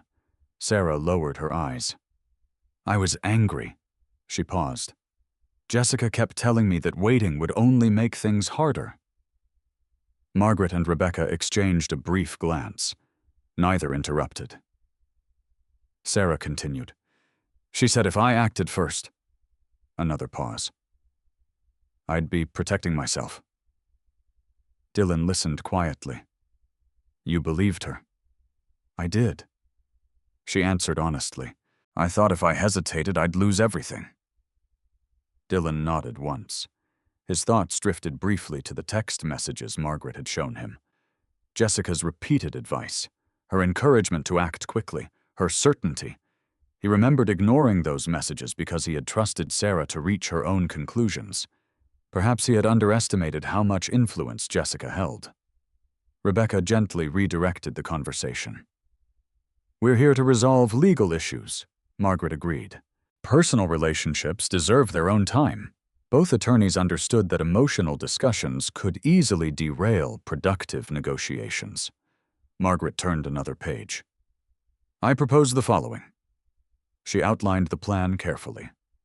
An inspection of the residence would occur the following Monday. Both attorneys would attend. Daniel Brooks would photograph every room solely to document existing conditions. No items would be removed during the inspection. No arguments. No private discussions. Only documentation. Rebecca considered each point.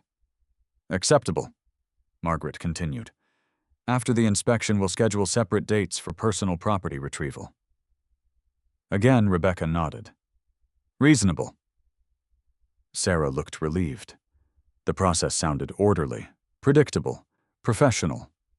Exactly the opposite of the emotional decisions that had created the dispute. As the meeting concluded, Rebecca gathered her files. I believe we've accomplished more today than many parties achieve in months. Margaret smiled. I agree. The attorneys shook hands again. Sarah slowly stood. She hesitated before leaving. Dylan. He turned. I'm sorry. The words came quietly, without rehearsed emotion, without excuses. Simply spoken. The room remained silent. Dylan looked at her for several seconds.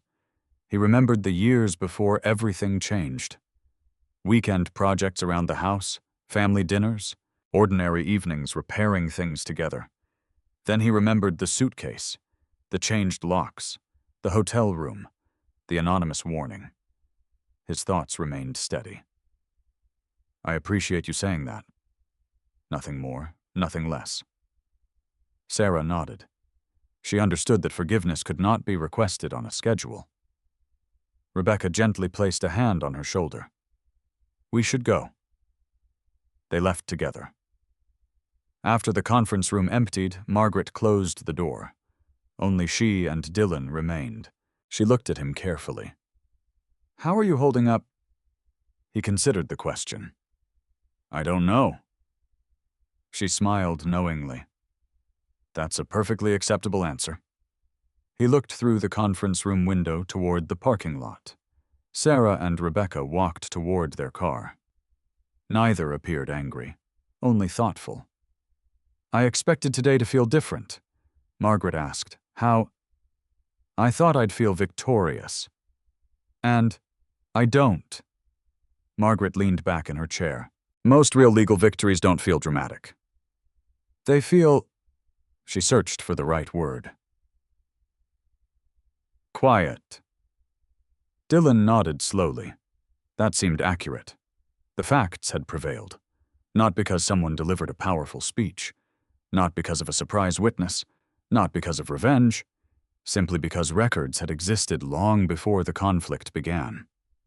Margaret gathered the remaining binders. We're not finished. I know. But today mattered. She pointed toward the trust documents. Those papers protected your father's intentions. George Sanders had established the trust years earlier, with remarkable foresight. At the time, Dylan had viewed it as nothing more than careful estate planning. Now he understood something different. His father had not simply left him a house. He had left him documentation strong enough to withstand confusion assumptions and emotional decisions. Later that afternoon, Daniel Brooks received a brief phone call from Margaret. The meeting went well? Good. I have another assignment. I'm listening. I want a complete photographic inventory during Monday's inspection, Daniel answered immediately. I'll prepare the equipment. No commentary. No interviews. Just documentation. Exactly. Evidence remained strongest when it spoke for itself. As evening settled over Carmel, Sarah returned to the house alone. She walked slowly through each room. The kitchen, the family room, the upstairs hallway. For the first time since Dylan had left, she noticed details she had ignored for years. The old bookshelf George Sanders had built by hand. The workshop bench Dylan had repaired every spring. The framed photograph of George and Dylan standing in front of the house shortly after its purchase. She picked up the frame. On the back, written in fading black ink, were 6 simple words. Sanders Family Property Trust. She closed her eyes. The answer had been sitting on her own shelf for years. She had simply never turned the photograph over to read it. And, as the evening light faded through the living room windows, Sarah realized that the most painful discoveries were often not hidden at all. Sometimes they had been quietly waiting in plain sight from the very beginning. Monday arrived with cool morning air and steady gray clouds drifting across the Indiana sky. At exactly 9 o'clock, 2 vehicles pulled into the driveway of the house. Margaret Sullivan stepped out of the first car with Dylan Sanders and Daniel Brooks. A few moments later, Rebecca Harmon arrived with Sarah. Everyone exchanged quiet greetings. There were no reporters, no neighbors gathering to watch, no police officers, only 4 professionals and 2 people whose lives had unexpectedly become entangled in a legal dispute. Margaret looked toward the front door. "Shall we begin?" Sarah reached into her purse. For a brief moment she hesitated before removing the house keys. She looked at them silently. Just 1 week earlier she had believed they represented unquestioned authority. Now they simply opened a property she understood she did not legally own. She unlocked the front door. "Please," Dylan waited. "You first." Sarah nodded and entered. Everyone followed. The house felt unusually quiet. No television, no music, only the soft sounds of footsteps moving across hardwood floors. Daniel immediately began his work. He photographed the entryway from multiple angles, wide shots, close-ups, floor condition, walls, ceiling. Every image automatically recorded the date and time. He spoke very little, only enough to explain what he was documenting. Margaret appreciated investigators who never dramatized routine evidence collection. Rebecca watched carefully. She understood that today's photographs protected both clients equally. If disagreements arose later, everyone would possess identical documentation of the property's condition. They moved into the living room. Daniel continued photographing. The stone fireplace, built-in shelving, windows, furniture placement. Margaret quietly asked Dylan, "Do you notice anything different?" He looked around carefully. His thoughts moved through years of familiar routines. The leather chair remained beside the fireplace. The coffee table stood exactly where it always had. Family photographs still lined the shelves. Then his eyes settled on something unfamiliar. The large framed blueprint displaying George Sanders' workshop design was gone. He frowned slightly. It used to hang there. He pointed toward the wall above the bookshelf. Sarah looked surprised. "I moved it upstairs." Margaret immediately clarified. "Was it damaged?" "No, I just thought the living room looked less crowded." Daniel photographed the empty section of wall before anyone moved. Rebecca appreciated the attention to detail. Nothing appeared missing, only relocated. That distinction mattered. They proceeded into the kitchen. Again, Daniel documented everything: cabinets, countertops, appliances, lighting. Margaret compared the room with photographs taken several years earlier during insurance renewals. Everything appeared substantially unchanged. "No renovation work," she quietly noted. Rebecca agreed. "No visible alterations." Sarah spoke softly. "I never started anything." Margaret nodded. "I understand."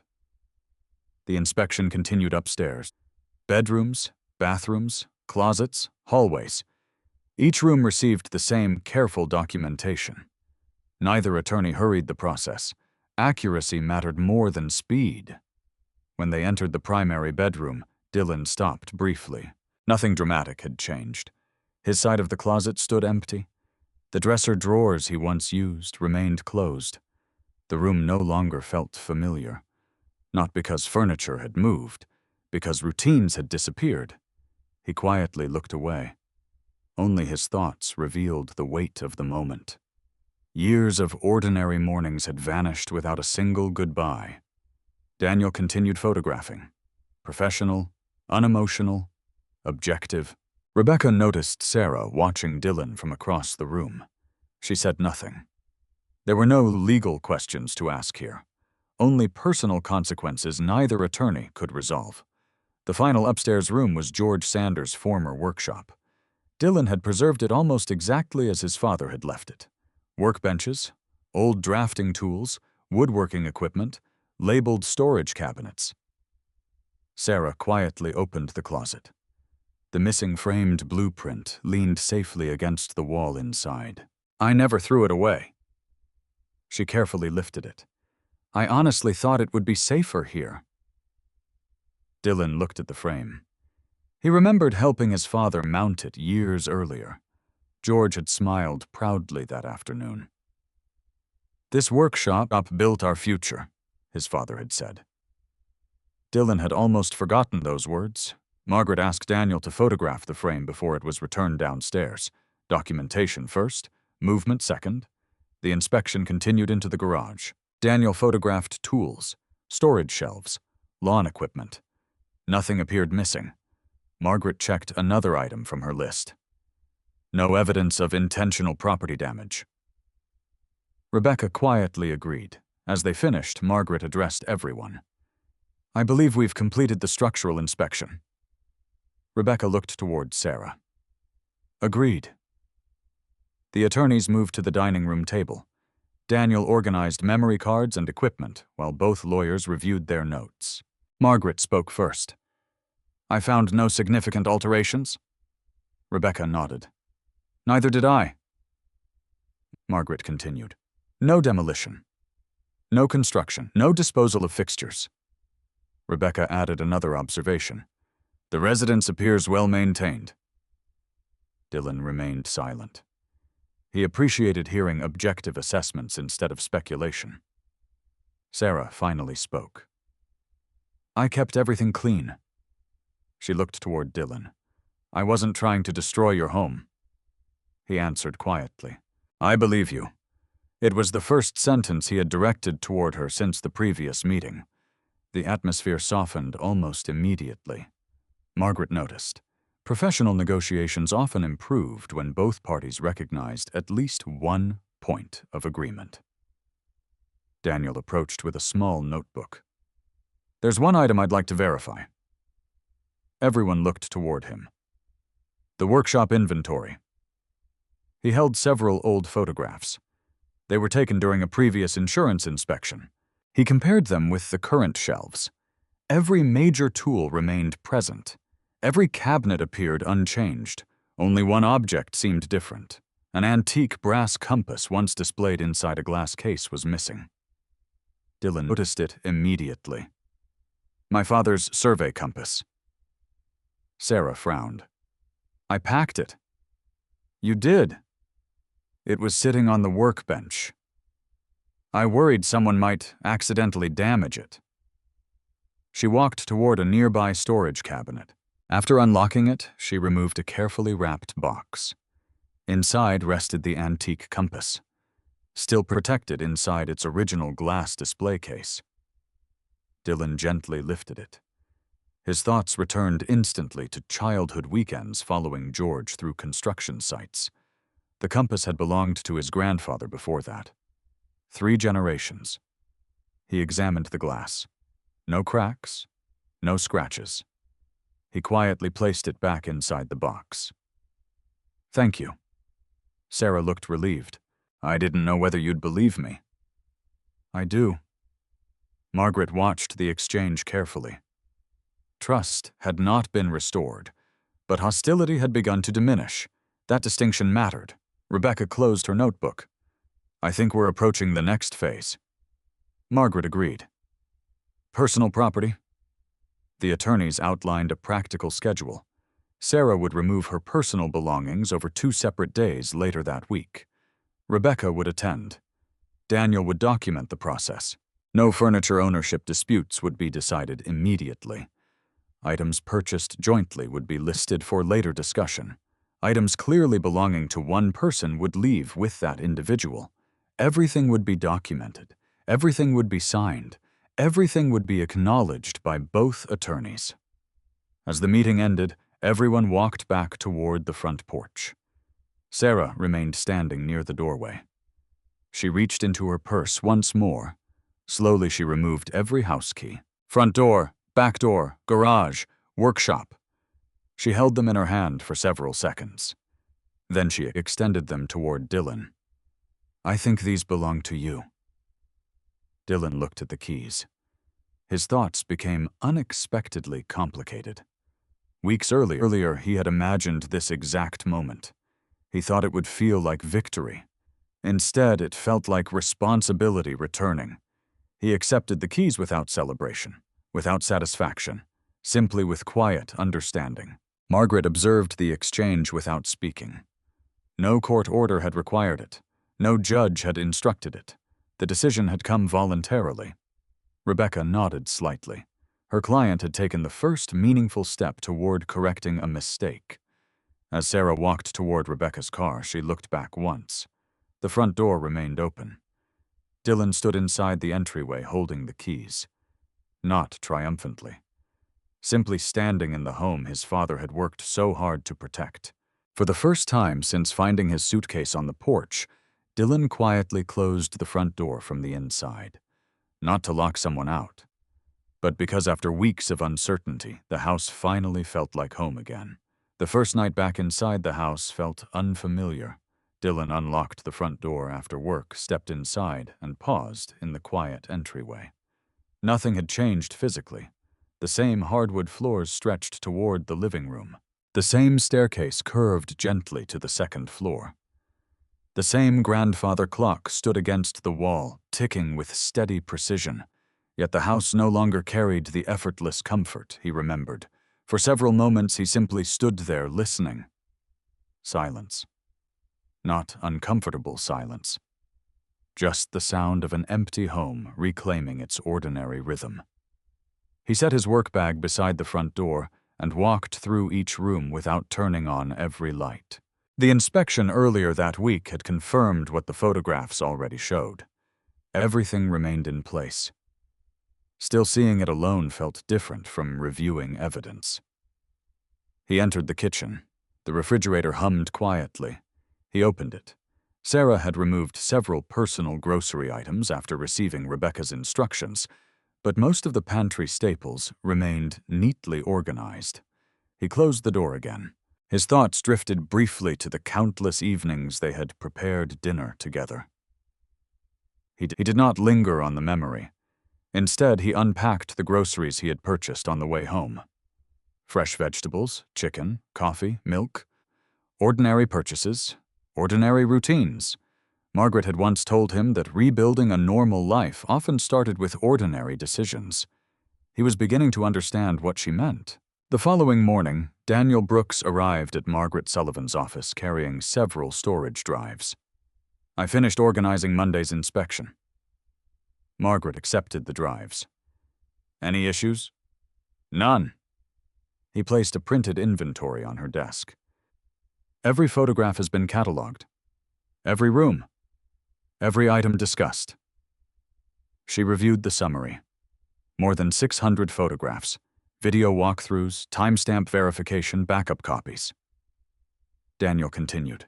"I also completed the written condition report." Margaret smiled. Excellent. She believed thorough preparation reduced future disputes.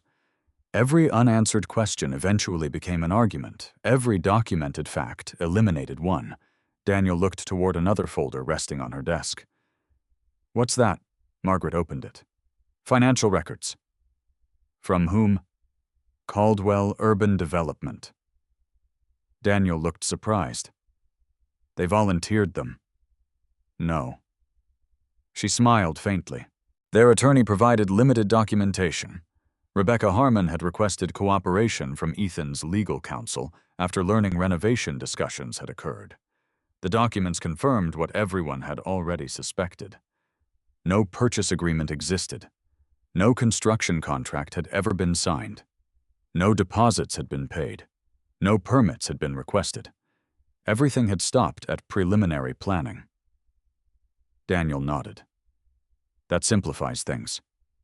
"It does." Margaret carefully filed the records. "Ethan appears to have recognized the ownership issue before making any irreversible decisions." Across town, Ethan Caldwell sat in his office staring at the architectural sketches rolled across his conference table. One by one he gathered them. Kitchen redesign, landscape proposal, garage conversion, master bathroom renovation.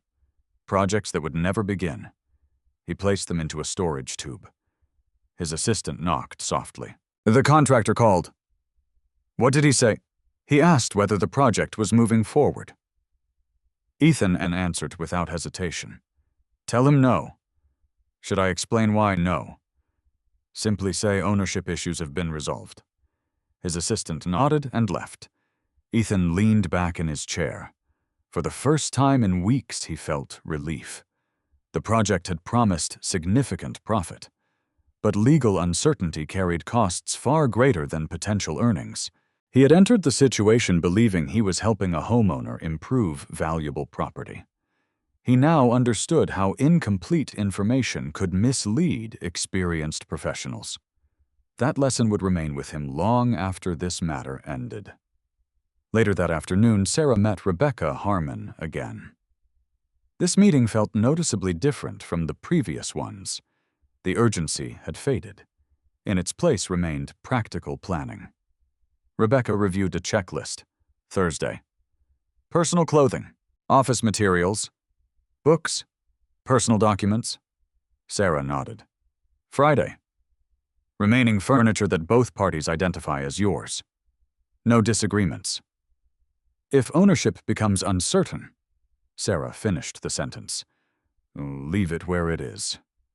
Rebecca smiled. Exactly. Simple procedures prevented unnecessary conflict. Sarah hesitated before asking another question. Can I ask something that isn't exactly legal? Rebecca closed the file. Of course. Do you think Dylan hates me? Rebecca considered the question carefully. I don't know. I've never asked. Sarah stared quietly at the table. I don't even know how to speak to him anymore. Rebecca answered honestly. You may not need to. Sarah looked confused. What do you mean? Sometimes respectful actions communicate more than conversations. The words remained with Sarah long after the meeting ended. Meanwhile, Dylan completed another routine workday at Midwest Commercial Properties. Mark Ellison found him reviewing maintenance schedules before leaving. How's the house? Dylan looked up. Quiet. Mark laughed softly. Sometimes that's exactly what a house needs. Dylan smiled. Maybe. Mark gathered his paperwork. You've had a difficult few weeks. I have. You know, Mark paused. I've supervised maintenance teams for nearly 30 years. Dylan waited. I've watched people handle personal crises in very different ways. What do you mean? Some bring the conflict into every workplace. Others keep showing up. He looked directly at Dylan. You kept showing up? The words meant more than Dylan expected. Recognition did not always come through awards. Sometimes it came through quiet observations. That evening, Richard Whitmore visited Sarah's apartment. She had rented a small, furnished place only a few miles away, until everything settled. He carried 2 boxes. Family photographs, kitchen items, nothing expensive, only familiar objects. I thought these belonged with you. Sarah thanked him. As they unpacked the boxes, Richard noticed something. No bitterness, no angry speeches, only reflection. Finally, he asked, How are you feeling? She answered truthfully. I keep replaying everything. The note. The locks. The assumptions. Richard nodded. I've done that before. She looked surprised. You have? When I was younger. I once made an important business decision because I believed I understood every document. And I hadn't. What happened? I was fortunate. The mistake was corrected before anyone suffered permanent damage. Sarah looked down. I wish I had asked more questions. Richard placed another framed photograph on the shelf. So do I. But wishing doesn't change the past. It only changes what we do next. Across town, Margaret reviewed the final settlement outline late into the evening. She still expected additional negotiations. Property ownership had been resolved. Personal property distribution remained underway.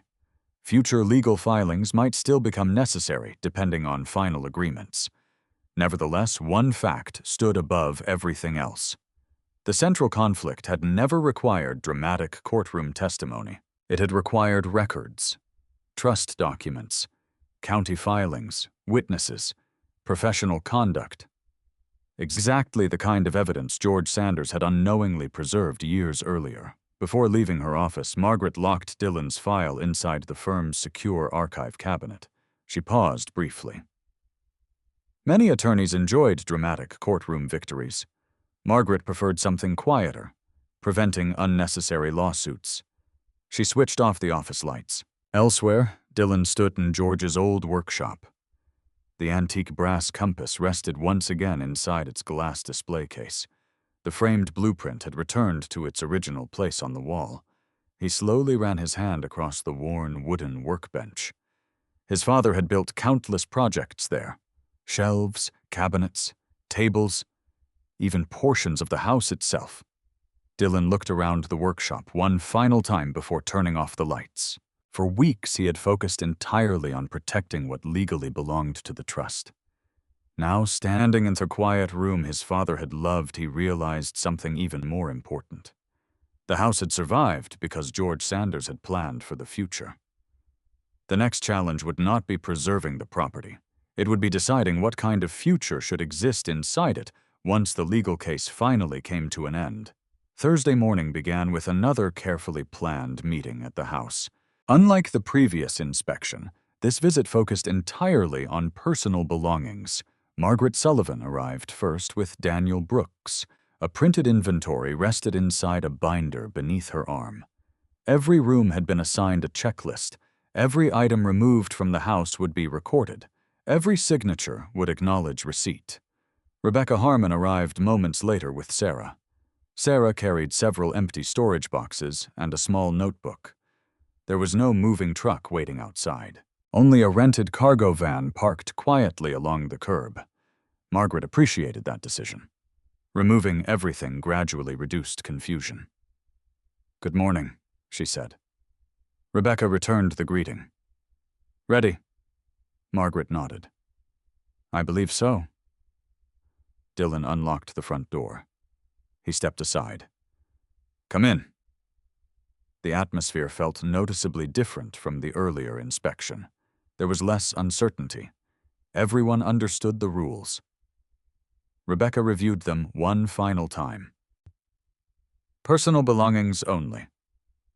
"If ownership is unclear," Sarah answered before she finished, "we leave it where it is." "Correct." Daniel activated the timestamp on his camera. "Beginning inventory." The first stop was the primary bedroom. Sarah quietly opened the closet. Most of her clothing remained hanging neatly where she had left it. She removed garments one by one, folded them carefully, and placed them inside labeled boxes. Daniel photographed each completed box before it was sealed. Margaret marked every container with a corresponding inventory number. Everything remained orderly. No one rushed. No one argued. Dylan stood quietly near the hallway. He deliberately avoided watching Sarah pack. Instead, he looked through the bedroom window toward the backyard. The maple tree George Sanders had planted years earlier swayed gently in the morning breeze. His thoughts drifted to countless weekends spent trimming its branches with his father. Some memories still belonged entirely to him. Others would always include Sarah. He accepted that reality without resentment. After nearly 40 minutes, Sarah closed the final clothing box. Rebecca checked the inventory sheet. "Complete." They moved into the upstairs office. Books lined the shelves. Personal notebooks rested inside a cabinet. A laptop charger. Several framed certificates. Sarah identified each item calmly. Dylan confirmed ownership whenever asked.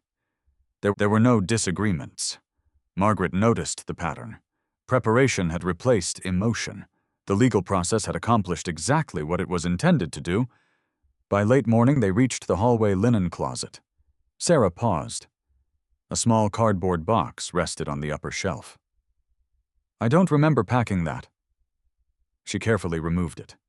Inside were greeting cards, birthday photographs, old vacation tickets, anniversary notes, personal keepsakes accumulated over nearly a decade together. No one spoke. Sarah slowly opened one folded card. The handwriting belonged to Dylan. Happy anniversary. Thank you for believing in ordinary days with me.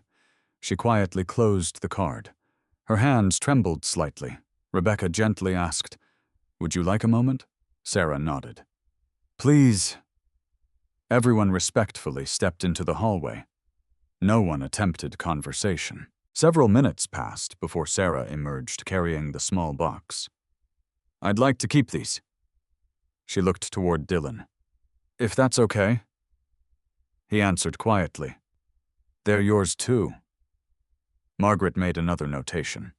Personal correspondence, released without objection. Sometimes ownership required no legal analysis. The afternoon focused on the kitchen. Most dishes had been wedding gifts.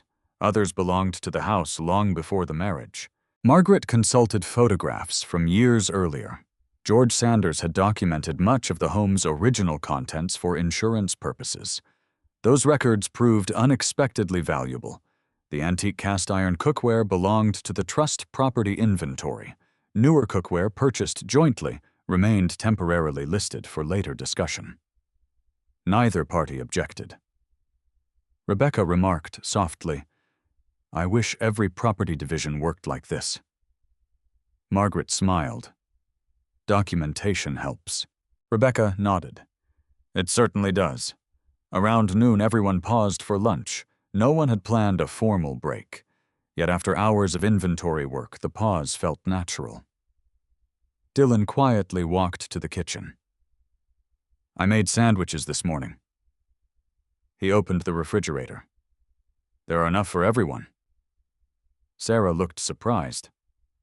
"You did?" He nodded. "I wasn't sure how long we'd be here." Rebecca accepted one. "So did I." Margaret laughed softly. "I suppose lawyers aren't the only ones who prepare." The shared lunch remained simple. Turkey sandwiches, fresh fruit, bottled water. Conversation stayed focused on ordinary topics. Traffic, weather, local construction. No one discussed the lawsuit. No one mentioned the eviction note. For 30 peaceful minutes, the house almost resembled the quiet family home it had once been. Only Dylan's thoughts acknowledged the strange contrast. A month earlier, such a lunch would have felt completely ordinary. Now it felt almost extraordinary. After lunch, Daniel resumed photographing. The garage contained several bicycles, camping equipment, storage bins, fishing gear. Sarah pointed toward one blue kayak. "That belongs to Dylan." He nodded. "My father bought it." Another cardboard box contained holiday decorations Sarah had purchased over the years. Dylan confirmed they were hers. Rebecca watched each exchange carefully. Respect generated cooperation. Cooperation prevented unnecessary legal expense. By late afternoon, the first day's inventory had been completed. 37 boxes, 6 framed photographs, 3 filing cabinets, multiple personal electronics. Everything documented, everything signed. Margaret reviewed the final checklist. No disputed items today. Rebecca looked pleased. An excellent outcome. Daniel backed up the day's photographs before anyone left the property. 3 copies, exactly as he always did. Redundancy remained one of his professional habits. As everyone prepared to leave, Sarah lingered near the front porch. The cargo van stood loaded but not yet started. She looked toward the flower bed beside the walkway. "I planted those." She spoke almost to herself. Dylan followed her gaze. Yellow daylilies lined the stone border. "They're doing well." She smiled faintly. "I used to worry every winter they wouldn't come back." He remembered those conversations. She had always insisted the bulbs needed patience. Neither spoke again. Some memories no longer required explanation. Rebecca approached quietly. "We should go." Sarah nodded. Before stepping into the van, she turned toward Dylan once more. "Thank you," she hesitated, "for making today easier than I expected." He answered honestly, "I didn't want it to be harder." She accepted the answer with a small nod. No promises, no dramatic reconciliation, just mutual recognition that civility remained possible. After both vehicles disappeared down the street, Dylan walked slowly back inside. The house looked slightly emptier. Not because furniture had disappeared, because small personal touches had begun leaving with Sarah. A favorite coffee mug, several books, photographs, pieces of a shared life now carefully divided into labeled boxes. He stood quietly in the living room. The silence felt different again. Not lonely, not peaceful, simply changing. His phone vibrated. A message from Margaret. "Excellent progress today. One more inventory session tomorrow. Then we can begin discussing final settlement terms." Dylan placed the phone back into his pocket. He looked once more toward the workshop at the end of the hallway. For weeks, every decision had focused on proving ownership. That stage was ending. The next chapter would require something far more difficult. Learning how to live inside a home that had been successfully protected, yet permanently changed by everything it had endured. Every choice we make, especially in moments of anger, has the power to shape lives in ways we never expect. This story reminds us that assumptions can destroy trust far more quickly than facts can rebuild it. Sarah believed she understood the truth without taking the time to verify it. Dylan chose patience over revenge evidence over emotion and dignity over confrontation. In the end, it wasn't louder voices or harsher words that brought justice. It was honesty, preparation, and respect for the truth. Life often teaches us that being right is less important than doing what is right. Documents can prove ownership, but character is revealed by how we treat people when we believe we have power over them. Before making a life-changing decision, ask one more question, verify one more fact, and listen one more time. Those few extra moments may save years of regret. And if you have been wrong, remember that calm, strength, and integrity often accomplish far more than anger ever could. Real victory isn't about humiliating someone else, it is about protecting what matters while refusing to lose your own values along the way. If this story touched your heart or made you reflect on your own life, I'd love to hear your thoughts. What lesson did you take away from Dylan and Sarah's journey? Share your opinion in the comments below. Your perspective might inspire someone else. And if you enjoy meaningful stories about life justice and second chances, don't forget to subscribe to the channel and turn on notifications so you won't miss the next story. Thank you for watching, and I'll see you in the next video.